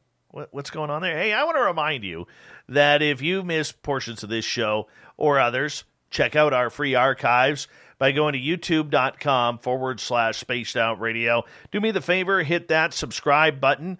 Our website, spacedoutradio.com, where we have a plethora of features for you, including rocking out to Bumblefoot and reading up on Captain Shirk's SOR Newswire. Follow us on Twitter at Spaced Out Radio and on Instagram at Spaced Out Radio Show. Ross Allison from A Ghost in Seattle, talking paranormal all night long. Dude, this story you're telling us, you're caught in this room, you're screaming. David Spinks and David Weatherly cannot hear you from the floor below that you are screaming. How does that happen? We don't know. I have never experienced this before in my career of ghost hunting. So, as I said, I was screaming for attention.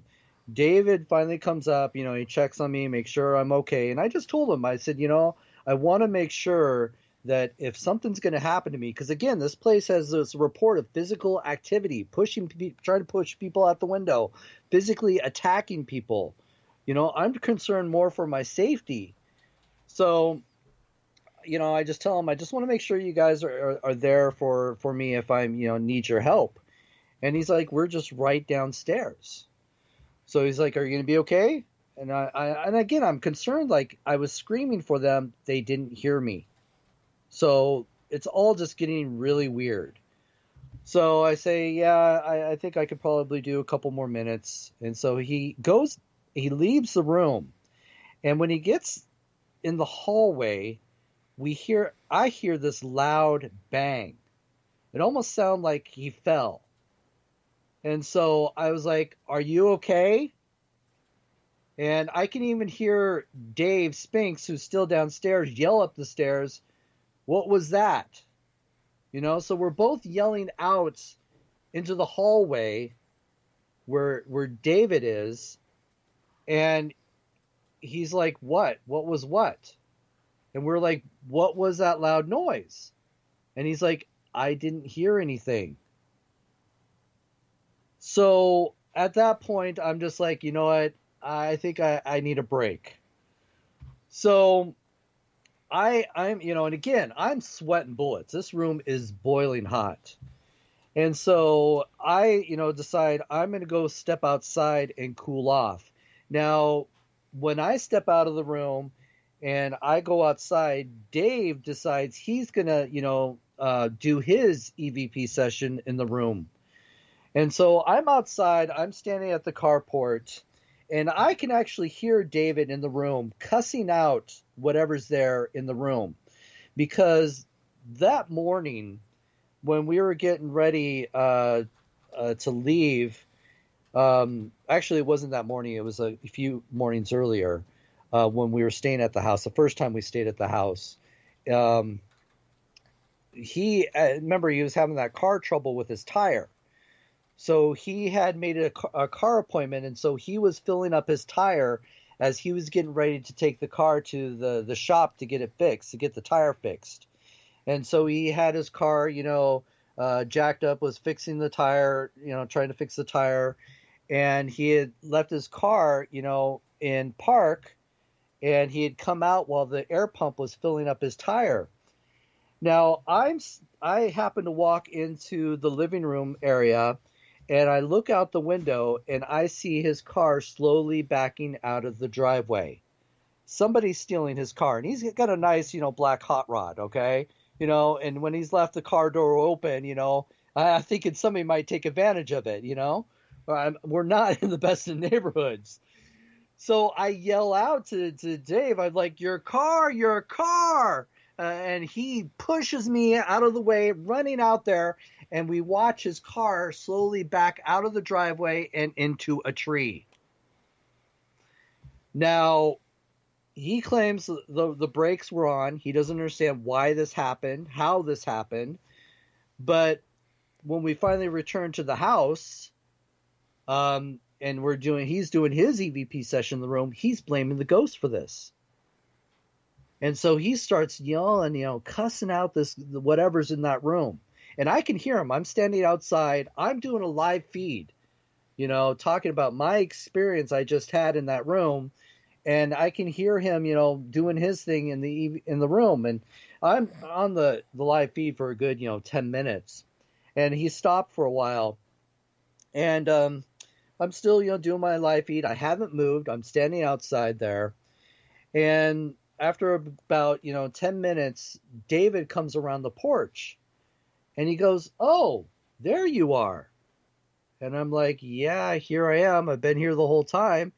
And he's like, "You couldn't hear Dave screaming for you? He's been looking for you throughout the house." And I was like, "I didn't hear anything." And everybody on the live feed is watching this, and they're like, "Yeah, we didn't hear anything either." They're validating that we didn't hear anything. And David, Dave comes around the corner. He's like, "I've been yelling. I even stepped outside to yell for you. I didn't know where you were. For some strange reason, I was concerned about you." And I'm like, "I was here the whole time, and I didn't hear anything." So we decide, we're going to investigate together because things are getting really weird with this house.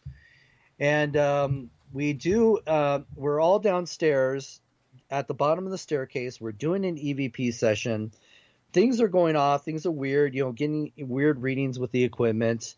And all of a sudden we hear a loud noise again up in that hallway. That same noise that we heard when David was in the hallway that he claimed he didn't hear.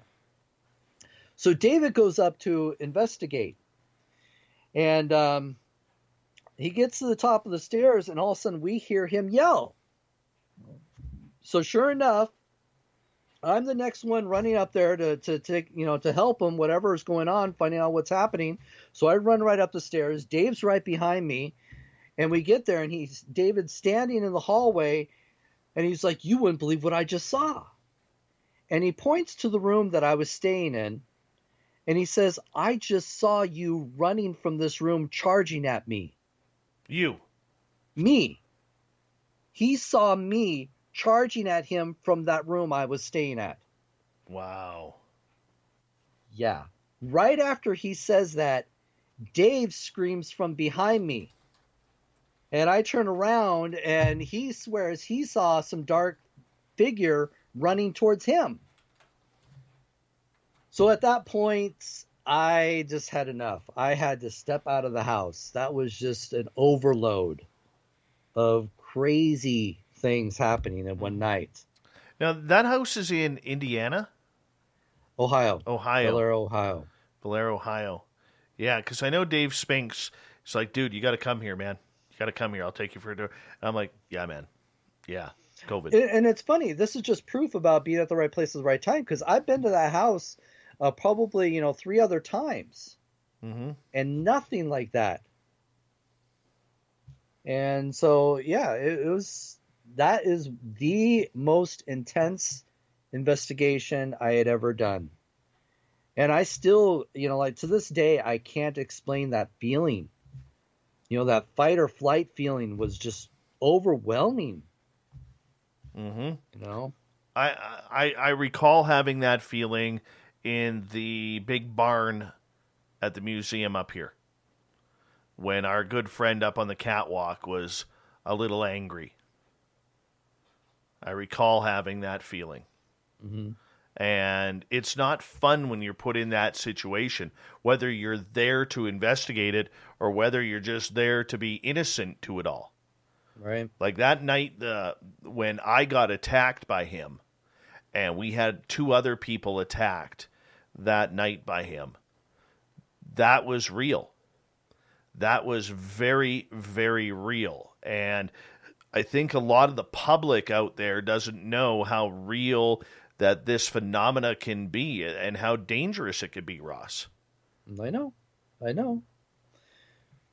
But again, it stems from the fact that, too, people are misled on the idea of a paranormal investigation. Yes, crazy stuff can happen, but does it happen all the time? No.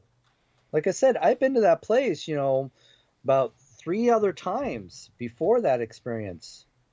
And I even went back afterwards. And I was not able to repeat that same experience. And David Weatherly can validate. He's investigated with me numbers of times. We've traveled all over doing investigations, and he has never seen me behave like that. So it was just a weird experience for me. I can't explain it. I don't have all the answers. It's more intriguing. And yes, I would go back. I'd go back in a heartbeat. But would I want to be alone in that room again? Probably not. Do you think that was the catalyst, that you were alone in there? I don't know if that had to do with it. I don't know. Like I said, I don't know if it's the fact that I was alone, because usually I don't allow people to be alone on an investigation. And I don't know if it was just the fact that I was, front-loaded, or was it truly my own built-in senses telling me I shouldn't be here? That is so weird, man. Mm-hmm. So weird. Ross Allison is our guest tonight on Spaced Out Radio. Ross, as you kind of, try and figure out the phenomena, after a case like this, what are you writing down? What are you detailing about what happened? Well, as much detailed. I'm journaling. In fact, I journaled that whole thing because I want to validate that experience.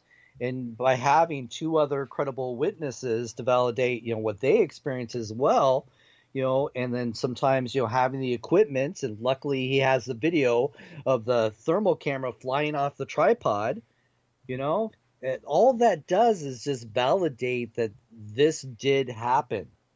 We're not making this up to tell you guys a scary ghost story. All this was documented. And all I try to do is document these experiences as best as I can and with as much data as I can. Because I've always said there's nothing wrong with too much data. The more data you have to validate your experience, the more credible it becomes. So the best thing that you can do is when you have these experiences, try to record it in so many different ways that you can, so it doesn't get lost, because human error is the biggest problem we have in this field. The human memory is the biggest problem we have in this field. We can easily forget details within, 3 minutes. Question coming from Princess Denali. Do you physically or psychically protect yourself and your crew before you go into these places? If so, what is your process of protection? I don't claim to be a psychic or sensitive. I think for me, my best protection has been being respectful to the property. I'm not there to taunt whatever's there, to try and, tick it off to get some sort of response. I find that throughout all my years of doing this, that my best protection has just been open about my purpose and stating it out loud. Whenever I do an EVP session, I always let them know I'm not here to disrespect you. I am just here to help you communicate if you want to. And I think being open and honest with whatever's there, communicating with whatever's there, has protected me because, I try to be respectful towards the people's vast beliefs when it comes to religions. There's so many different religions. I want to be respectful towards everybody. Everybody has a right to believe in whatever they want to believe. And I also tell you, if you have a personal belief, do whatever you need to do to protect yourself, because we are going into the unknown. I'm not a religious person. I'm more spiritual than anything. But I think at least being open and honest and letting whatever there's know my purpose of being there, then I'm not putting myself in a situation where it's going to be like mad at me, wanting to come after me. And I've always, told people, if you want to wear a crucifix, wear a crucifix. That's fine.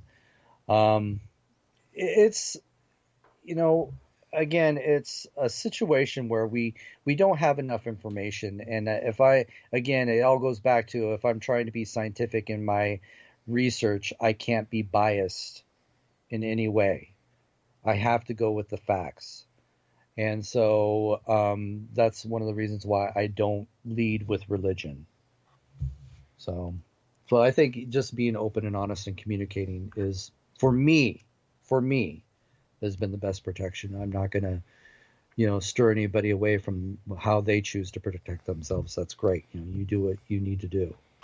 Commonwealth Andrew from the United Kingdom, he is asking what you know about the history and what is happening with the Ghosts Army over in the UK.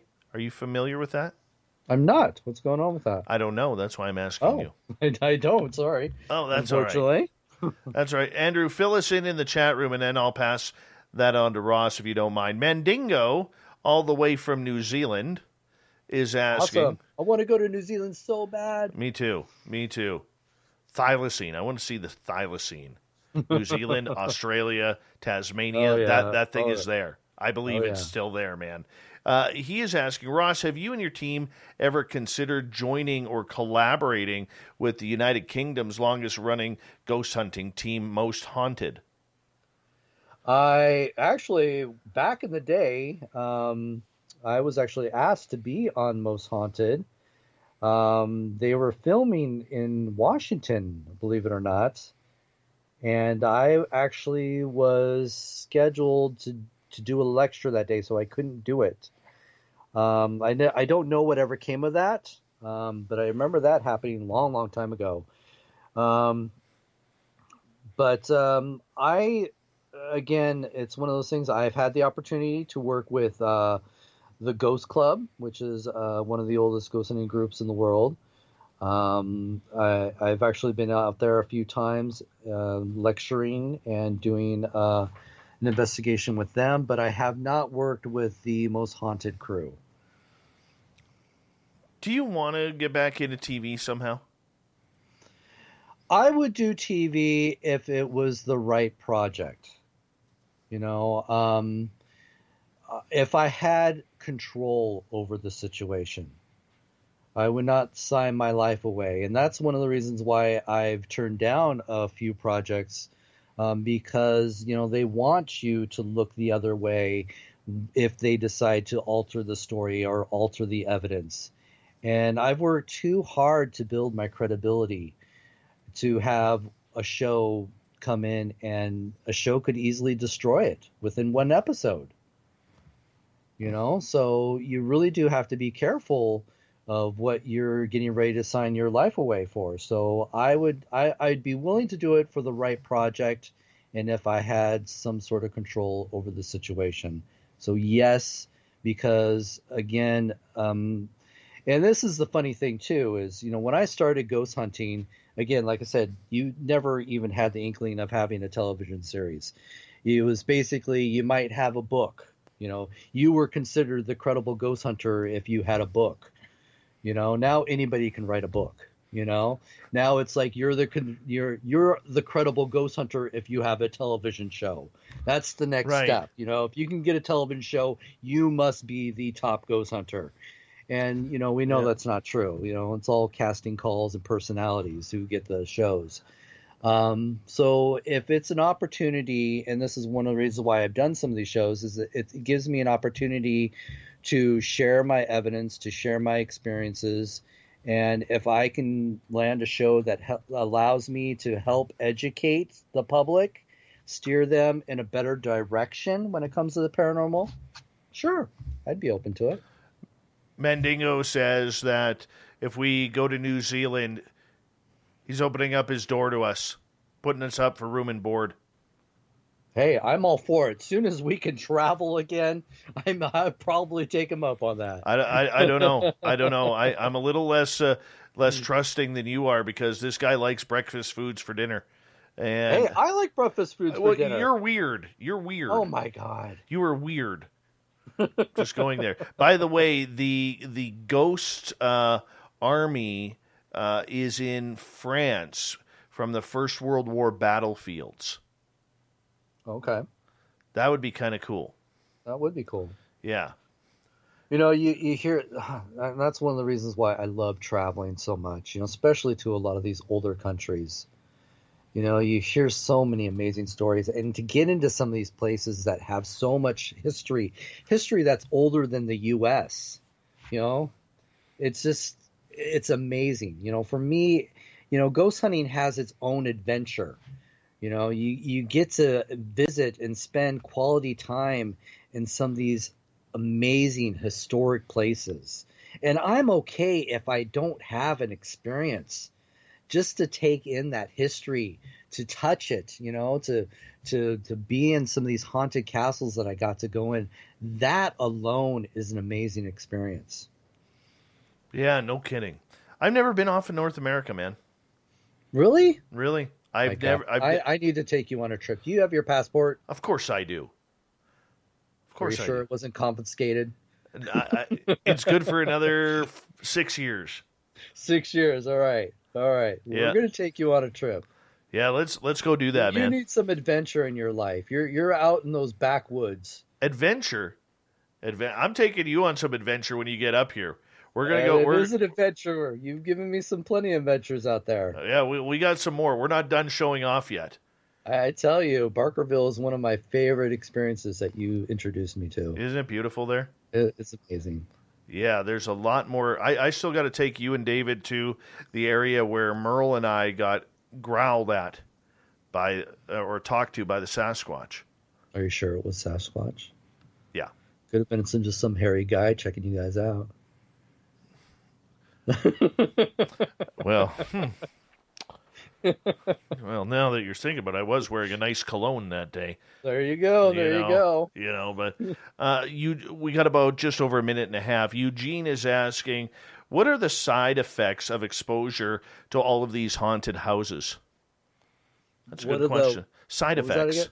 Side effects? Yeah. A lot of people have always forewarned me of things following you home. But again, that all from me just stating my purpose, I think that's prevented things from following me home as well. I don't think I've ever experienced any side effects. If anything, it's more of a withdrawal, especially being in COVID, not having the opportunity to explore some of these places, to test out new experiments. That's been the biggest side effect for me, is just not being able to get in and testing that and having those opportunities. I can't think of any side effects. I know for some people that are more sensitive to the environments, they've expressed feeling drained from a property.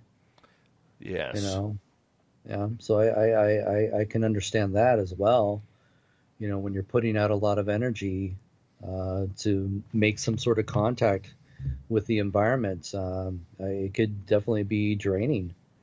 For sure. On that note, I'm going to get you to hold on right there, because we are going to go to break here at the top of the hour. Man, 2 hours down, 1.5 hour to go. I love Ross Allison, and he is just, in my opinion, one of the top paranormal investigators in all of North America, if not the world. This guy's a real deal.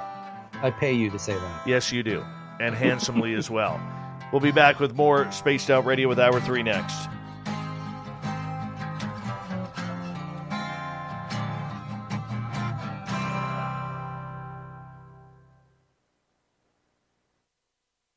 All right, I'm just going to run the dogs out. I'll be right back. Hey, space travelers, this is John Resig, founder of the Chive and Chive Charities. If you know anything about our website, you know we like to do things a little differently. We're not some faceless organization collecting money for a nebulous cause. Our donor dollars go directly toward life-improving items. Then we give those items directly to an underdog who needs it most. To become a donor with Spaced Out Radio's official charity, Chive Charities, just go to chivecharities.org/donate. We all know on Spaced Out Radio we love a good beard and mustache, so why not take care of your facial hair with Mighty Moose Beard Oil? Made in Canada, we're taking care of beards and stashes around the world. We use 100% natural ingredients with our oils and balms to make your whiskers feel silky smooth. Use promo code SOR2019 at mightymoosebeard.com today.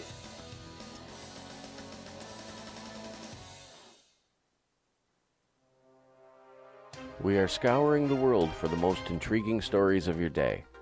Take the time to read up on the SOR Newswire, where our team, led by Captain Shirk, will deliver to you some of the best paranormal and supernatural news, along with some stories that will blow your mind from the weird to the wacky.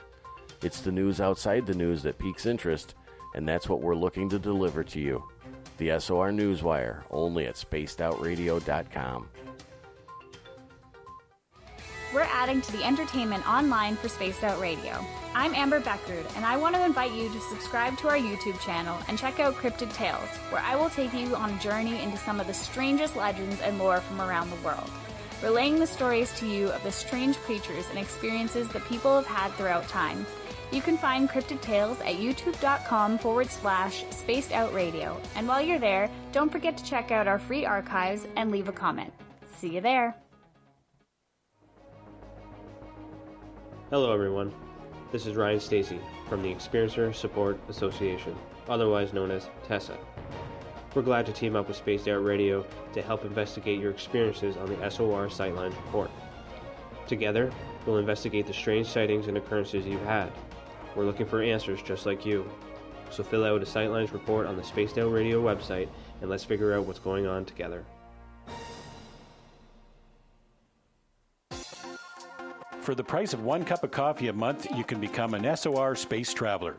The Space Travelers Club is a place where you can interact with other listeners, either live during the show or on our great forum. We want your stories, pictures, comments, and ideas. You'll get live video streams, exclusive content, and be a part of our newsletter. Stay in touch with everything SOR. The Space Travelers Club is just $5 a month at spacedoutradio.com.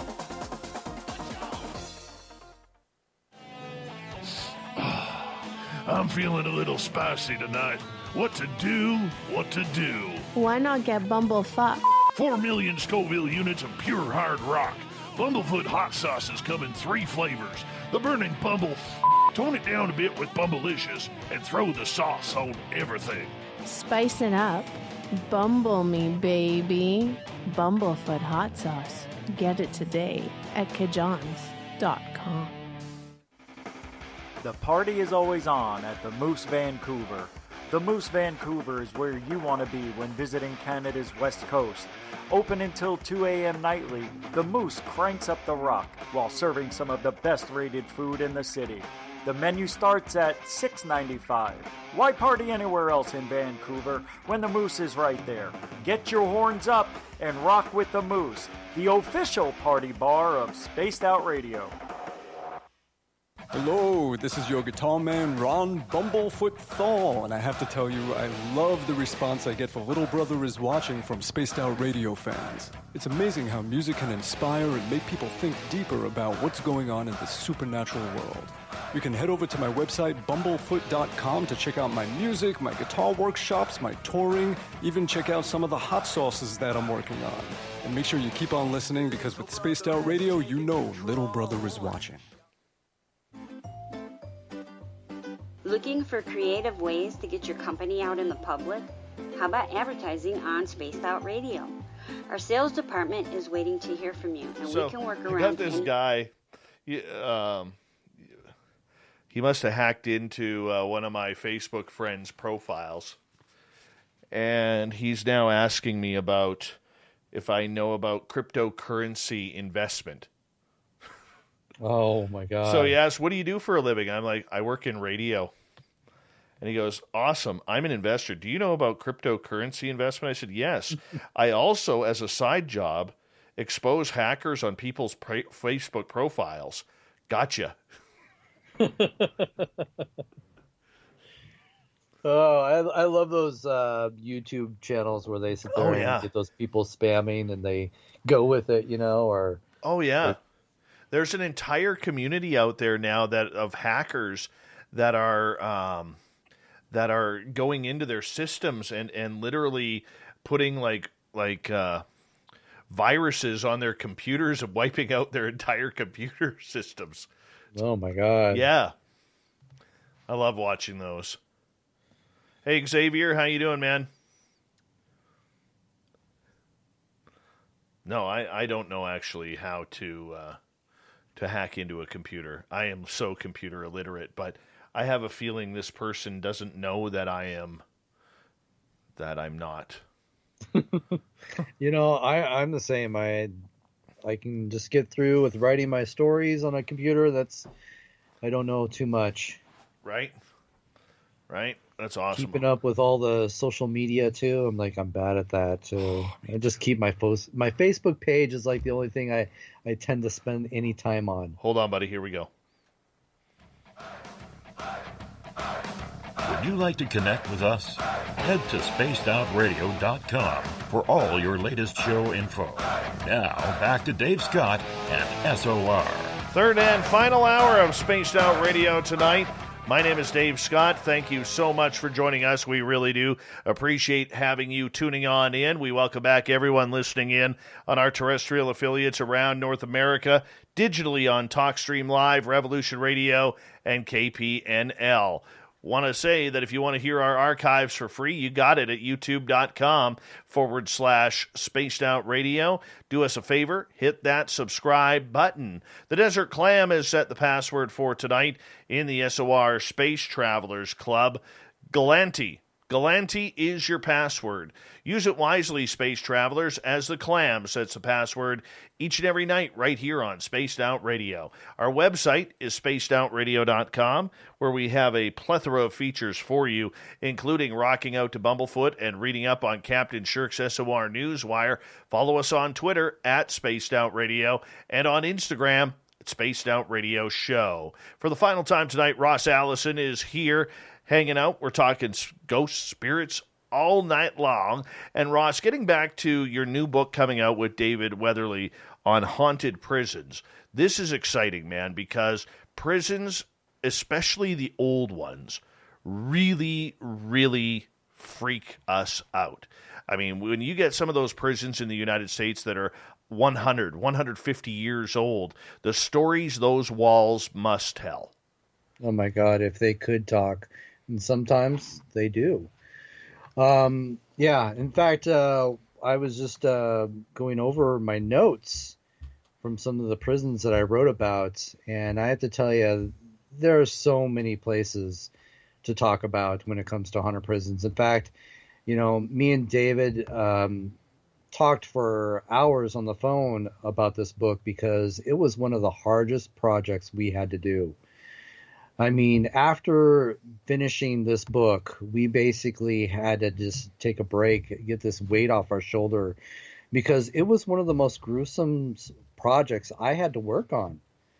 And I kept thinking, okay, the next story will get better. It won't be so bad. It won't be so gruesome. Nope.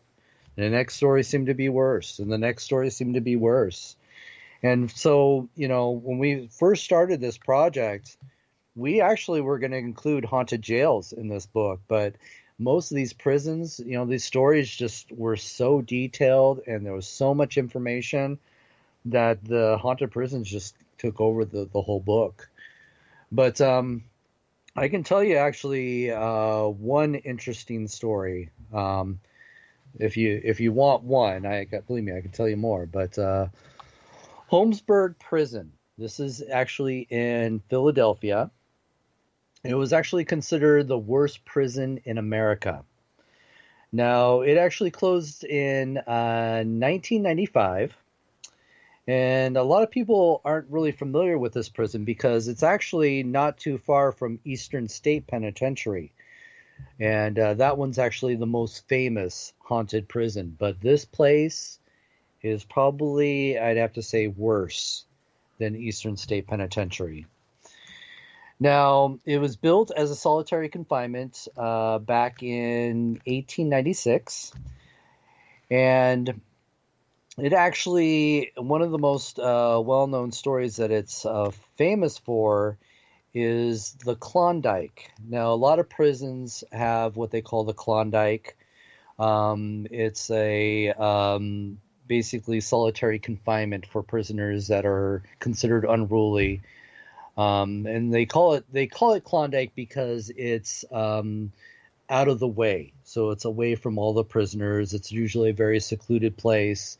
Now, their Klondike was basically, it was cells that were 9x5 cells, and they had a shared toilet and faucet. They called this a hopper. All right, so you basically, if you consider it your toilet, it's much smaller than a standard toilet, but where the tank is, that's actually your sink. All right, so that's what a hopper is. Now, back, it was August 1938, they had a very horrific situation happen. And they refer to it as the Bake Oven Deaths or the Klondike Killings, if you want to look it up. And this is where 4 men who were involved in a riot, they were considered the leaders in this riot about the food quality of the prison. And so these 4 men that were considered the leaders, of course, guards back in those days had more rights to torture and punish the prisoners in any way that they wanted to. And so they decided to punish these 4 men by putting them in the Klondike. Now, this was a small, isolated building that basically had radiators. It was like 6 radiators strapped to the wall opposite of the cells. The windows that it did have were boarded up because they didn't want the prisoners to experience any sunlight. Again, isolation was the main torture. But they also used heat. So this little small building was heated by the radiators. And so they were known to crank the heat if they wanted to really torture these men. Now, consider the fact that this is August. So, Philadelphia already has its, warm heats. Crank up these heaters in this room. And to your surprise, the men slowly cooked to death. Yeah, they actually were there for the full weekend. What had happened was when they retrieved their bodies, they described them to be in such horrific condition that their bodies were bloated. Their eyes had popped out of their sockets. Ew. Yes. Then the mother had to identify her son, who was this strapping young man, and he was basically shriveled up and in such bad decay that, the report of her was basically saying, "Oh my God, what did they do to you?" when she had to identify her son. Now, all 4 men died. They said that basically they were at a point where they were shouting, "Please just shoot me. I just want to die." Another man was, smashing his head against the wall trying to kill himself. It said they became so delirious that they were calling out their mother's names until they basically passed out because they couldn't breathe. And also, another fact is due to lack of drinking water. Now, these men were basically stripped down to their skivvies. They were given nothing but a glass of water and a slice of bread for the day. And so when you're under these conditions, that glass of water doesn't last very long. They basically got the rest of their water from their toilet. And these toilets were flushed once a day by the guards. That's what they were left to survive, to try and survive under these conditions. Now, of course, they didn't survive. They were slowly cooked to death. And they said that the cells got to probably about 200 degrees. That's 12 degrees below boiling. Yeah. Now, 14 prison staff members were accused and tried, and most of them were let go because they just said that they were following orders. This is what they basically got away with, and only 2 officers were found guilty, and they received 3 years for what they had done to these 4 men. Yeah. Now, that just kind of gives you an idea of what the prison life was back in those days, what they could get away with. That was just basic torture for them that just went too far.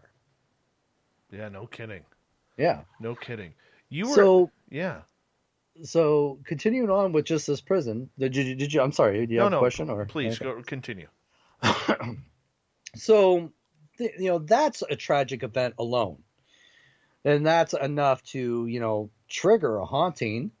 But that's not all that happened at this prison. This prison actually became more famous for the experiments that they ran on the inmates. And this goes back to 1951. We're talking chemical experiments. In fact, these prisoners were used as lab rats for 30 pharmaceutical companies and the government alone. Yes. We're talking one former prisoner agreed to have a layer of his skin peeled off his back. And after they did that, they smeared chemicals all over his back to the point where it felt like his back was on fire. He was screaming in so much pain. Then there was an entire cell block that was exposed to Hong Kong flu, poison ivy, poison oak for chemical warfare. There was also drug testing that the government wanted to run on these men to see if they could actually have mind control over these men. And the result was that these men forgot who they were or even where they were from. No kidding. Yeah.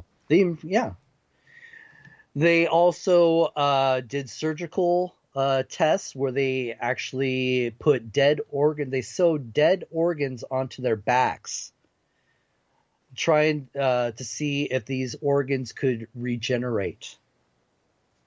Yeah, could you imagine having some dead guy's heart on your back? Yeah, that's what they were doing. Things like that. At one time, now you have to consider at this time, there were no laws against, scientific experiments on humans, let alone on prisoners, because you have to understand, once you've been in prison, you lose so many of your human rights. Yes.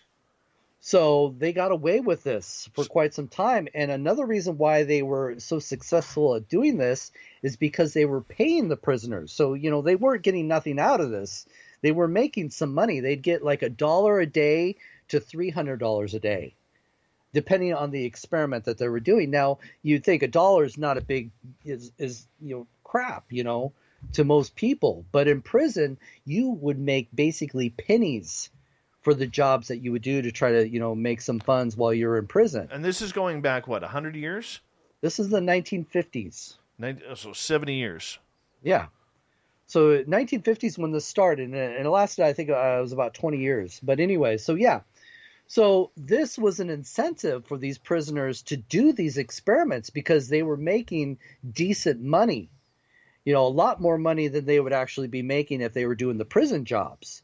But you also have to understand, in Philadelphia, they had a system that if you could pay 10% of your bail money, you could get out of prison early. So this was another, incentive to speed up the system so they could get out of prison a lot sooner. So basically, this lasted for 20 years. and it ended in 1974. And this is just a handful of some of the experiments that they did. The book goes into more gruesome details of what they did to these guys. And they stopped doing it because it was inhumane. Totally. You know, in fact, you know, they didn't tell the prisoners half the things that they were going to do to them. And so some of these, you know, experiments they did easily led to, you know, cancers later in their life. Yeah. You know? So that came to an end in 1974. And of course, you know, the prison closed in 95. So the ghosts, the hauntings. Now, the prison is not open to the public. It actually is a facility now that they use for training.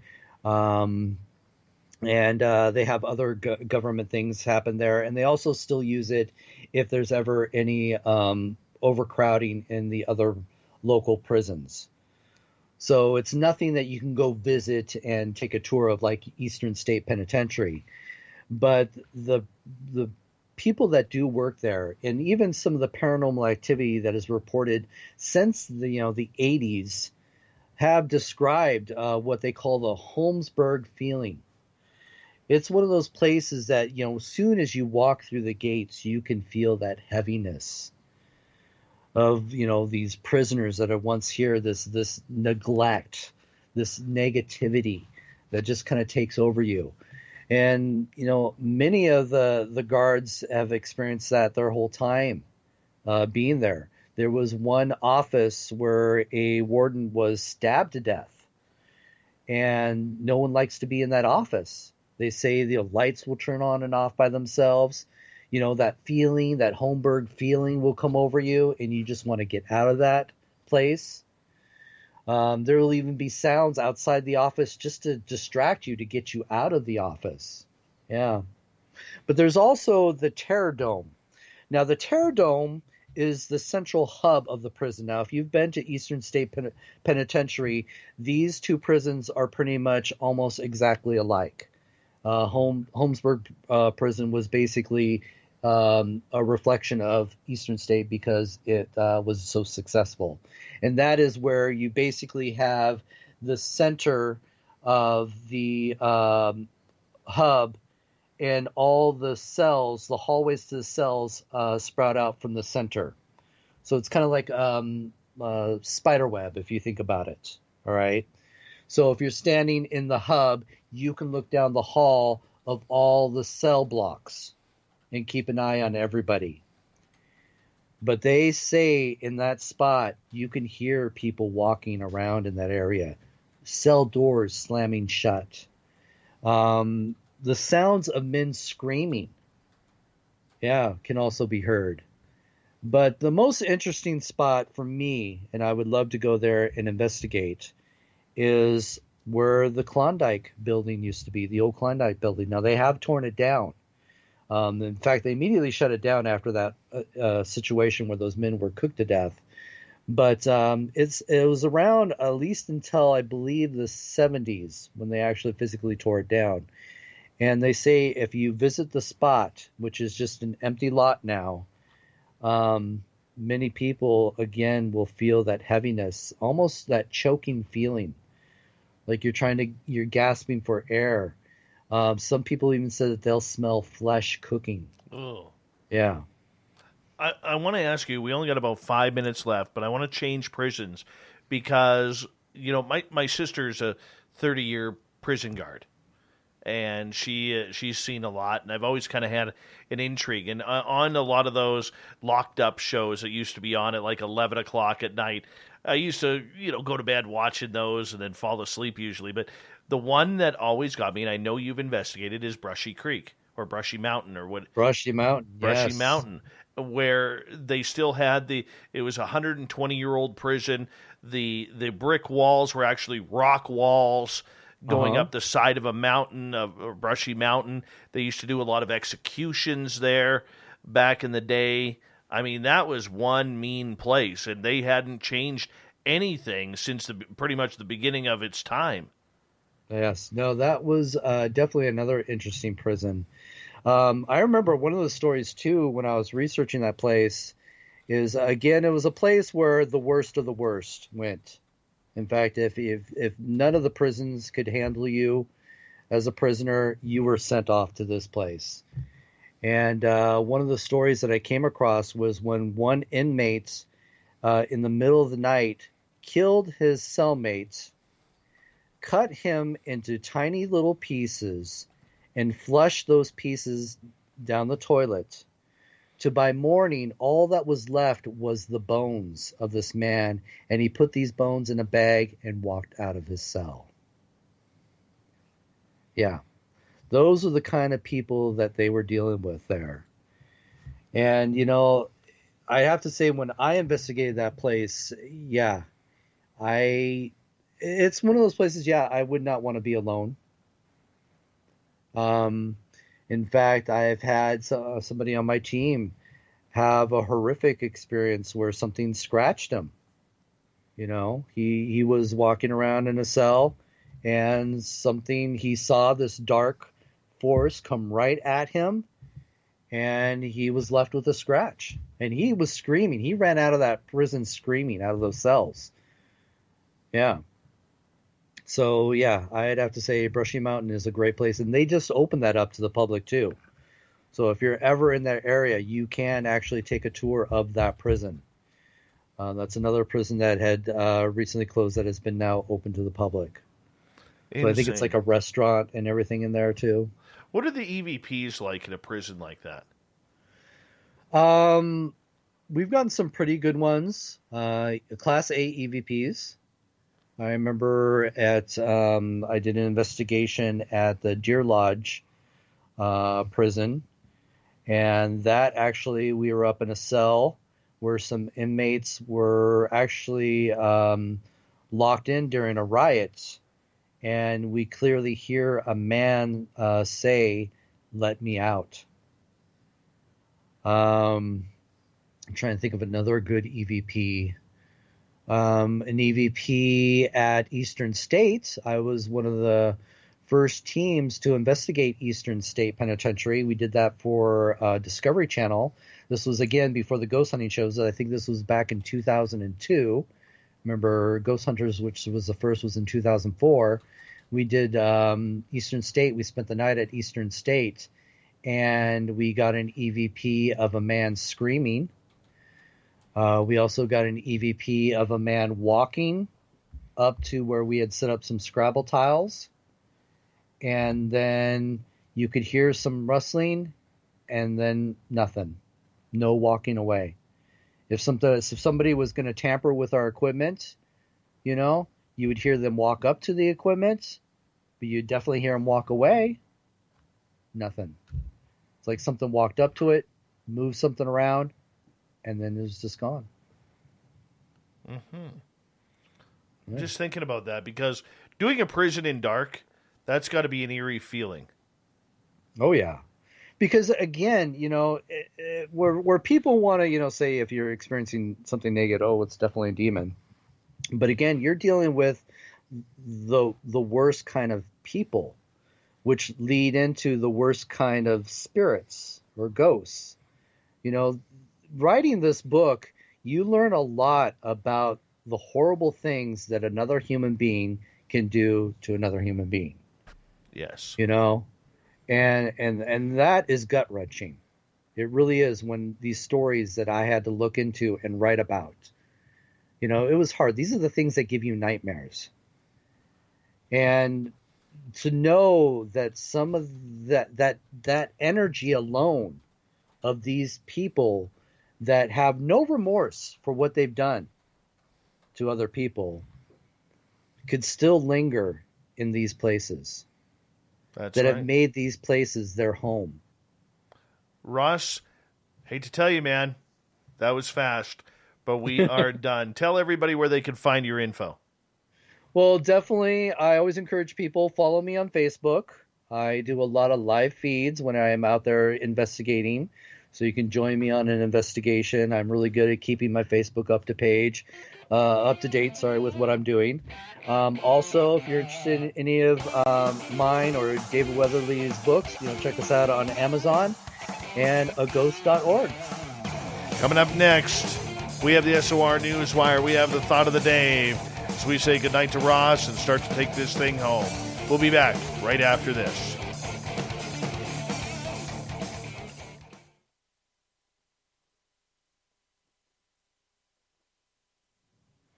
Good job, brother.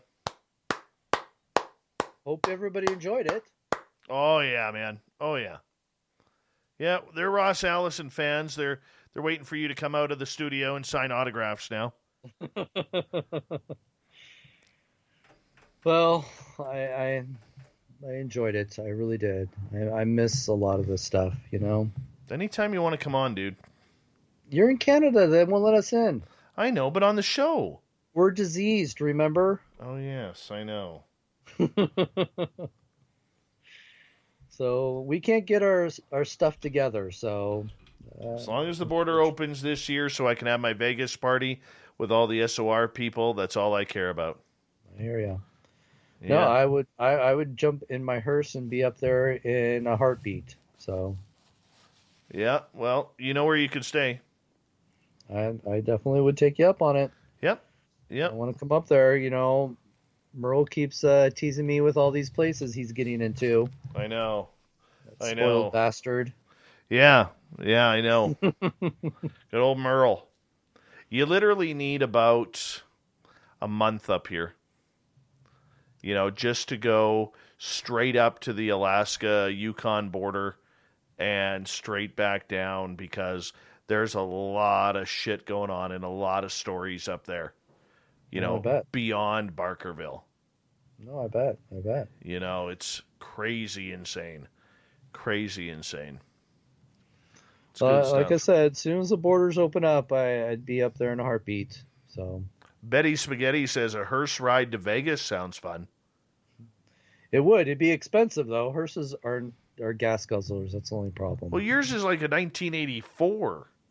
96. 96? 96. The hell you buy a hearse for? I just wanted a hearse. I have a death museum. I got to have a hearse. Come on. Are you doing it up at least, like, once you get back to work? Yes. We're already starting to look for a location that we think we found a good one. Yeah. It's not going to be as big as the last spot we had, but, you know, it'll probably be the best decision because we don't know what tourism's going to be like after this. I still have 2 cans for you. All right. Yeah. Still have 2 cans. My friend, I'm going to let you go because I got to get ready for the news here. You bet. Much love, my brother. We'll talk very soon, okay? All right. You take care. Be All right, safe. bro. Take care. Bye. Rusty Allison right there. Love him. Love him.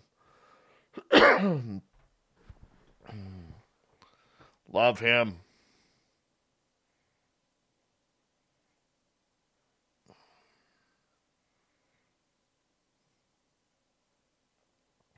I figured that you guys would enjoy that. I wish David could have joined us. I apologize.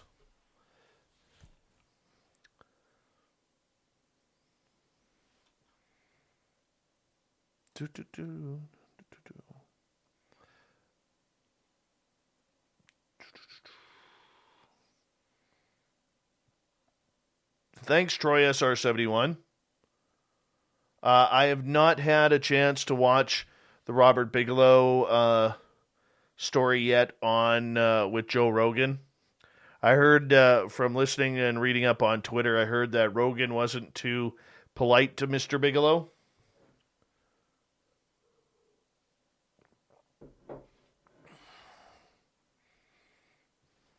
Thanks, big fat creep. I'm surprised Bigelow did it, to be honest. Very surprised that he did it.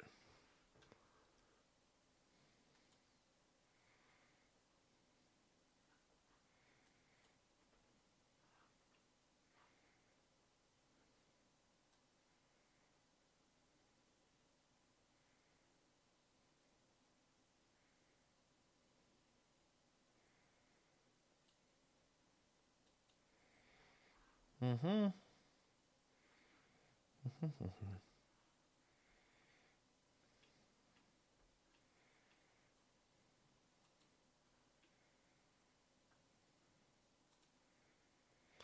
Thanks, Ukrainian Watermelon, for listening on in, a.k.a. Little Ronnie Moniak in Saskatchewan. So everybody wave over to Little Ronnie Moniak so that way he can wave back to you.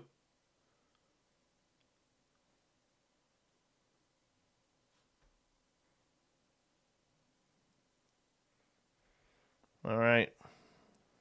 We're getting closer. Vinster with a massive super chat there. Thank you, buddy. Appreciate that. Appreciate that love, Vin. You're always taking good care of us. Thank you so much for the super chat. Hey, Joey, how are you, man? Let's go, Yankees.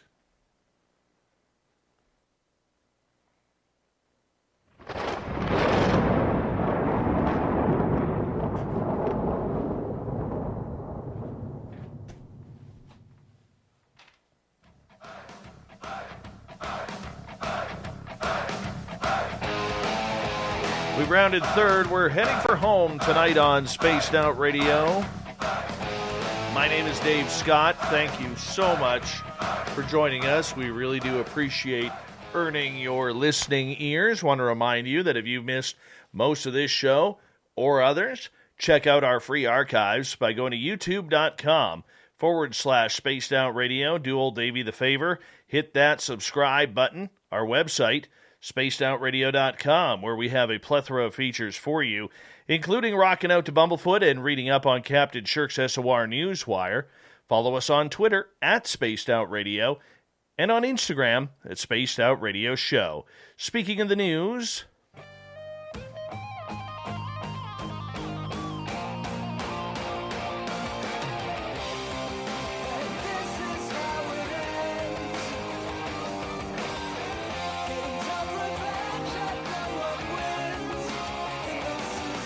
the news is always changing, which is why we bring you the SOR Newswire at the back end of every show, where we get to the weird, the strange, the wacky, and sometimes the embarking. Yes, Elon Musk's red Tesla Roadster, carrying a dummy with a SpaceX spacesuit, just completed its second orbit. The SpaceX CEO's electronic vehicle made headlines when it was launched into space on February 6th, 2018. Hard to believe that was 3 years ago already. That was aboard Falcon Heavy, the first flight for the world's most powerful operational rocket. Yes, the website, Where Is Roadster, showed that as of Thursday, February 25th, 2021, Musk's car had completed 2 orbits around the sun. Want to dive deeper on SpaceX plans to explore the solar system?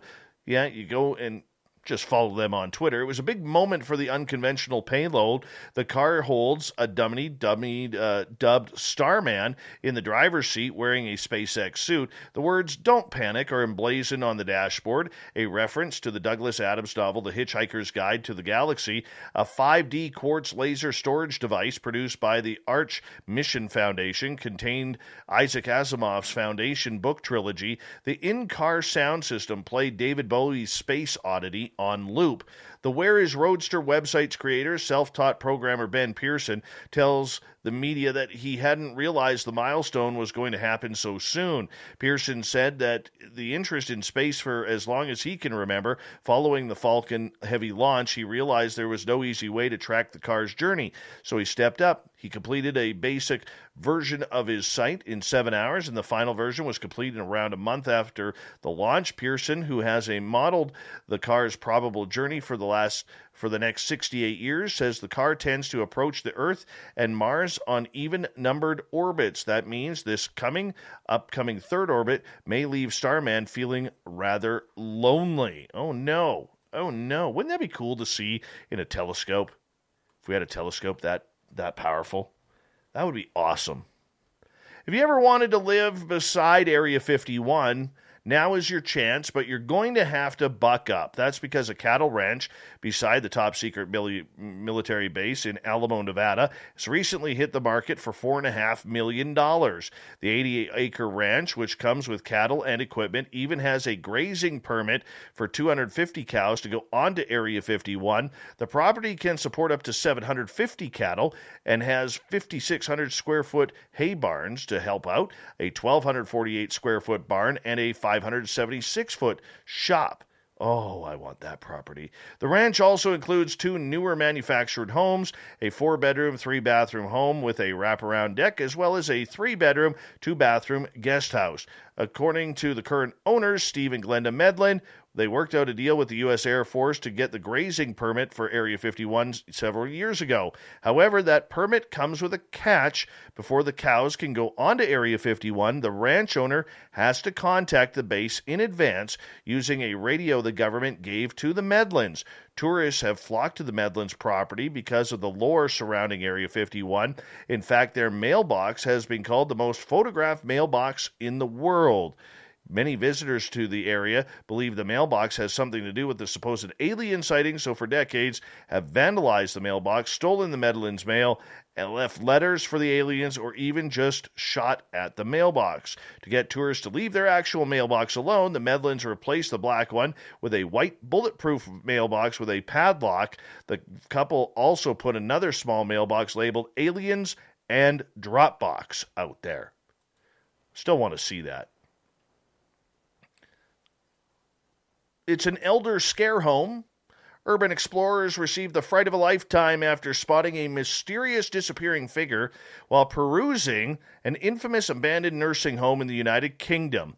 Yeah, Cater's news footage of the nightmare-introducing moment has gone viral online. Things like that are bound to give you a cold shiver down your spine, said South Yorkshire's Matt Nadine, who had encountered the bone-chilling sight after sneaking into Liverpool's notorious Maudesley Manor care home with his pal Andy Thompson.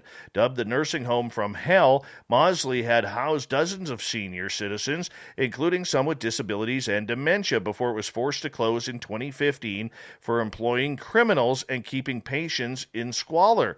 The spine-tingling 2-minute clip begins innocuously enough with the 2 adventurers who go by the name Finders Beepers History Seekers on YouTube, exploring the moldering interior of the dilapidated building, likely like any garden variety ghost hunter show. All of a sudden, their camera pans to a dark, large figure above them at the top of the staircase. The eerie entity darts to its right, up upon which Nadine scrambles up the stairs to discover that the paranormal peeper has inexplicably vanished. Well, go figure that's going to happen.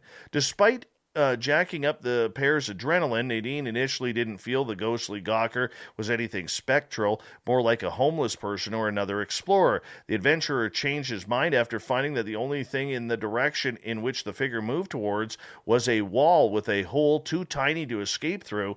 It also led to a steep drop-off from the top floor down to the bottom of the facility. Yeah, there was no way anybody could have got back across that top part of the stairs without Andy seeing them as I ran up the stairs. And as footage shows, there was nowhere for them to go, Nadine says. Naturally, the idea of something supernatural stagger from the derelict building might sound far-fetched even for The Conjuring. However, Nadine claimed that their friends in the paranormal science circles deemed the footage the most conclusive proof of the existence of ghosts they had ever seen on video. Well, now we got to see this thing. Now we got to see that. We'll have to do that after the show. Moving on. Facebook has apologized after threatening to permanently ban an 81-year-old knitter who makes woolen pig dolls for hate speech violations involving the word pigs. Rita Rich Malaki, who lives in Australia, began knitting the little pigs to deal with her grief after her husband died last year and set up a Facebook page devoted to the creations.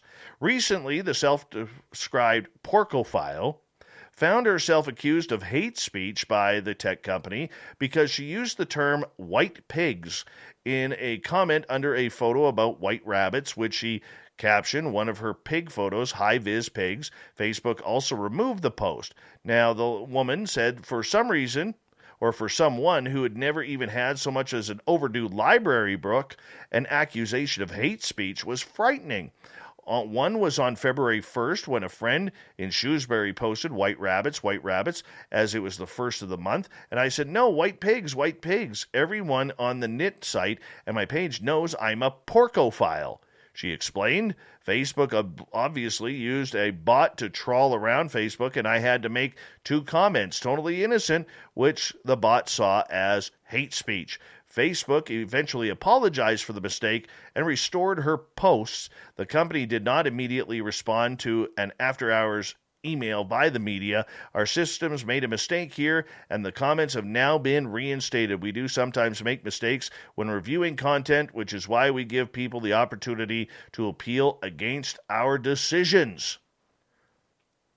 Pop star Lady Gaga is offering a $500,000 reward for the return of her French bulldogs, Koji and Gustav, after they were stolen in Hollywood. Yeah, so this is what happened. This is a weird story. Gaga, who recently performed the national anthem at Joe Biden's inauguration last month, has been in Rome filming a movie. Her 3 French bulldogs remained in Hollywood. The outlet said that Gaga's dog walker was walking the dogs innocently on Wednesday evening when he was shot 4 times. The 3rd dog, Miss Asia, escaped and was later recovered. So shortly before 10 p.m., on Wednesday, a male gunman wielding a semi-automatic handgun shot a male in his 30s in Hollywood and fled in a white vehicle, stealing 2 French bulldogs.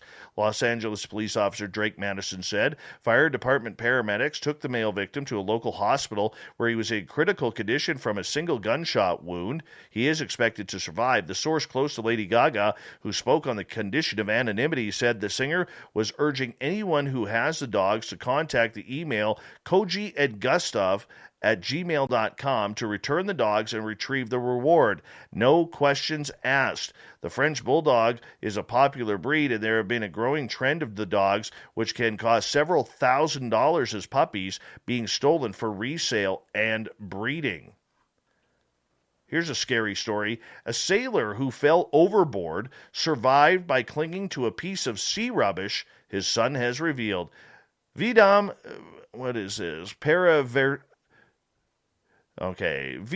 Paravertilov spent 14 hours in the water after he fell off a cargo ship in the Pacific Ocean in the early hours of the morning. The 52-year-old, who was not wearing a life jacket, credits his decision to swim towards a black dot several kilometers away with saving his life. It turned out to be a fishing buoy, which he held onto until his rescue. He looked about 20 years older and very tired, but he was still alive, his son had said. The gentleman is a Lithuanian chief of engineer of the Silver Supporter, which was making a supply run between New Zealand's Tauranga port and the isolated British territory of Pitcairn.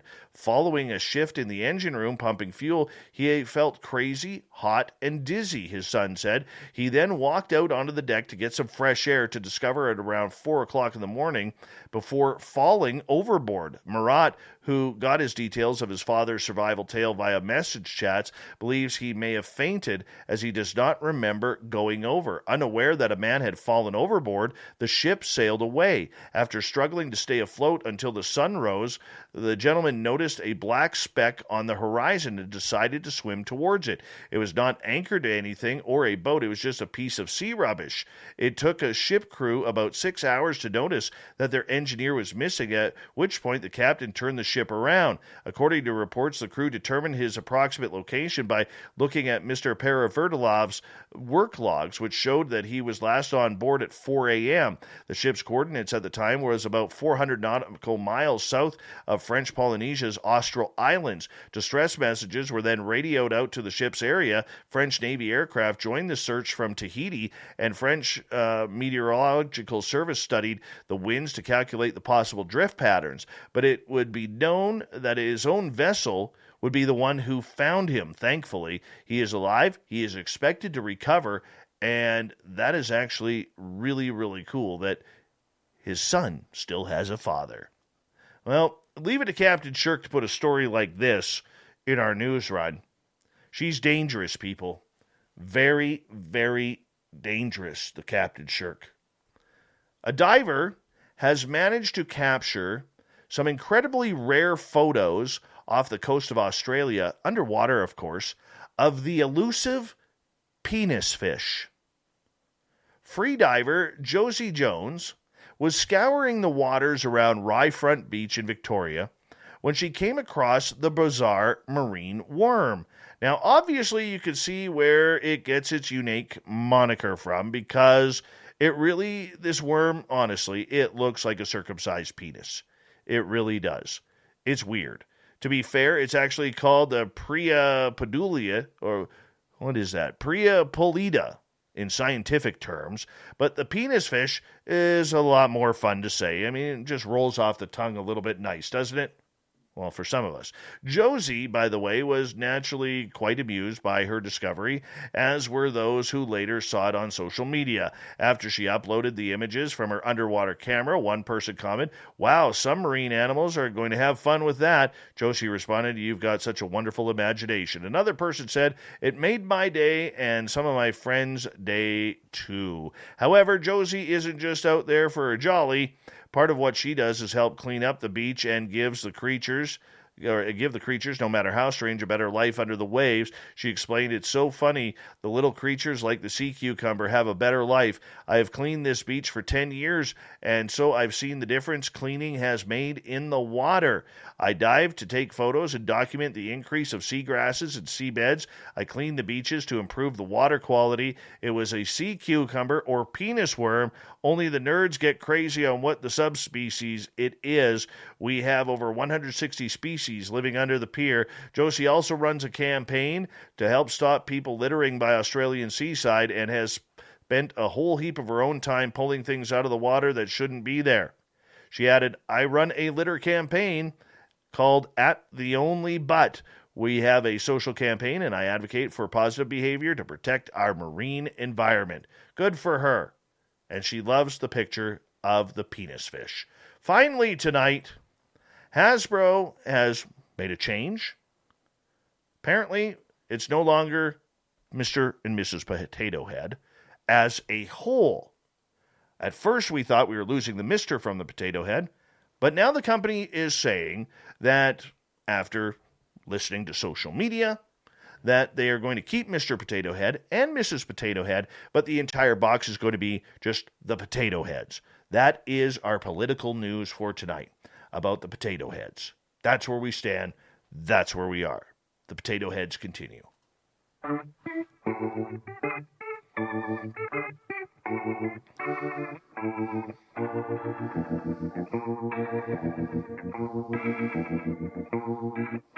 Thought of the Dave happens every night at this time, where we ask a question on our Facebook and Twitter pages, then read your responses on the air because we love the audience participation around here. Today's Thought of the Dave is as follows.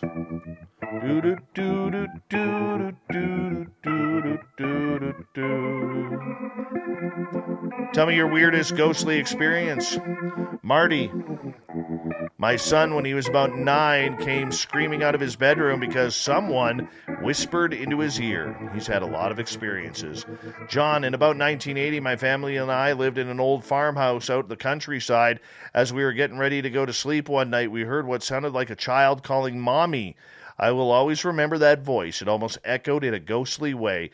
It seemed to be coming from outside around the back of the house. My dad investigated and immediately found nothing. Jeff, my son, between the ages of 3 and 5, told his mother that he knew she had a sister. My wife asked, "Oh yeah? How did you know that?" He said she visits him and that he calls her auntie. My wife's sister passed away before my wife was born, and we never told my son at the time when he was 3. He also told us that he was happy he chose us to be his parents because his previous parents left him in a dark room by himself and he died. That's why now he is scared of the dark. Sparkles, I used to live in a very active house. One day I saw a little girl wearing a wash dress come down the hall towards me. Then she just disappeared. What was really odd is that I saw no feet. Angela, so many weird, unexplainable. A solid man, full color, appeared on my bed. I had him by the wrist and my dog pawed him so we could both touch him. As soon as I let go of his wrist, he vanished. Ooh, that's freaky. Freaky. Nikki, 2020, standing in the shower and someone's deceased grandmother stood on the other side of the bathroom wall. She was in my living room talking to me to give me a plethora of information about her living family. The information apparently couldn't wait until I was out of the shower, dried off, and dressed. Awesome Annie Svensson, 2002. I moved into a house that had so many things going on, but all in one night, I woke up with a bright blue light glowing from the living room that disappeared when it realized it wasn't the TV. Later, I woke up with the bathroom sink running full blast. Then I woke up to the front door slamming and stomping on the stairs, and I thought it was my daughter. Then, when I tried to go back to sleep, I woke up to a boom, boom, boom from the front door. It was my daughter who had forgotten her key and had not come home in the earlier time when I heard. It was a crazy night. Kevin, I was trying to communicate with my mom's mother on the 20th anniversary of her passing and was getting nowhere. I could see her, but I could not hear her the words she spoke. This lack of communication went on for several minutes until I asked her to visit a psychic friend of mine. She vanished. 2 minutes later, I began to hear my grandmother's voice, faint at first, then stronger. She is telling me to come back once she gets out of the shower. Kira, I have so many ghost experiences, but the weirdest one was last year. We were visiting a friend who had lost his wife a year ago. I was wakened just before midnight and intuitively guided to walk into the living room near the stairway to the downstairs. Suddenly, a woman's voice calls out his name 3 times. The voice came from downstairs and had a strange electronic interference. I went to investigate, thinking maybe it was coming from the computer downstairs. I got down there and didn't see anything but felt a cold chill come over my body. The next morning, I told my friend the story, and he said his deceased wife used to call his name 3 times to come downstairs to help her. Science Bob went to Avenel House in Bedford, Virginia with Viper Paranormal. It was a hoot. We divided into 2 groups and did sessions all over the house. We were in our last room trying EVP, and when we heard talking outside the door, so we wrapped it up, went downstairs. We complained to the other team about the noise they were making. They had been downstairs for a while. It wasn't them. We played the recording, and everyone freaked out. And let's see, we can get one more in here. Andrew. LOL, no shower visitors. Nope, not having it. Thank you to everybody participating in the Thought of the Dave. We will do it all again tomorrow on Facebook and on Twitter at Spaced Out Radio, so make sure you check it on out. Thank you to Captain Shirk for a wonderful SOR Newswire, including introducing our audience to the penis fish. The penis fish. Yes, we love Captain Shirk's witty sense of humor around here. Yes, she is the best. I absolutely adore her. And, of course, to Ross Allison, filling in for David Weatherly, who is off filming, but we had a blast talking paranormal and ghosts all night long. We got Mr. Ron Bumblefoot Thaw rocking in the background with Little Brother is Watching. Bumblefoot is the official music of Spaced Out Radio, rocking us in and out of every single show. Get your horns up for the guitar god himself. Special thanks to everybody listening in at home, at work, in your cars, wherever you may be. Thanks to everyone in our chat rooms tonight, including Eric Cooper and his fantastic beard in YouTube, LGAB, Rev Radio, Spreaker, Facebook, and on Twitter at hashtag Spaced Out Radio.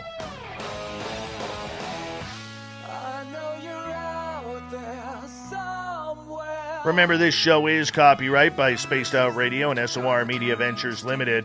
Thank you so much for choosing to share your evening with us, because together, my friends, say it with me, we own the night. Mr. Bumblefoot, we need a favor. We need you to take us home.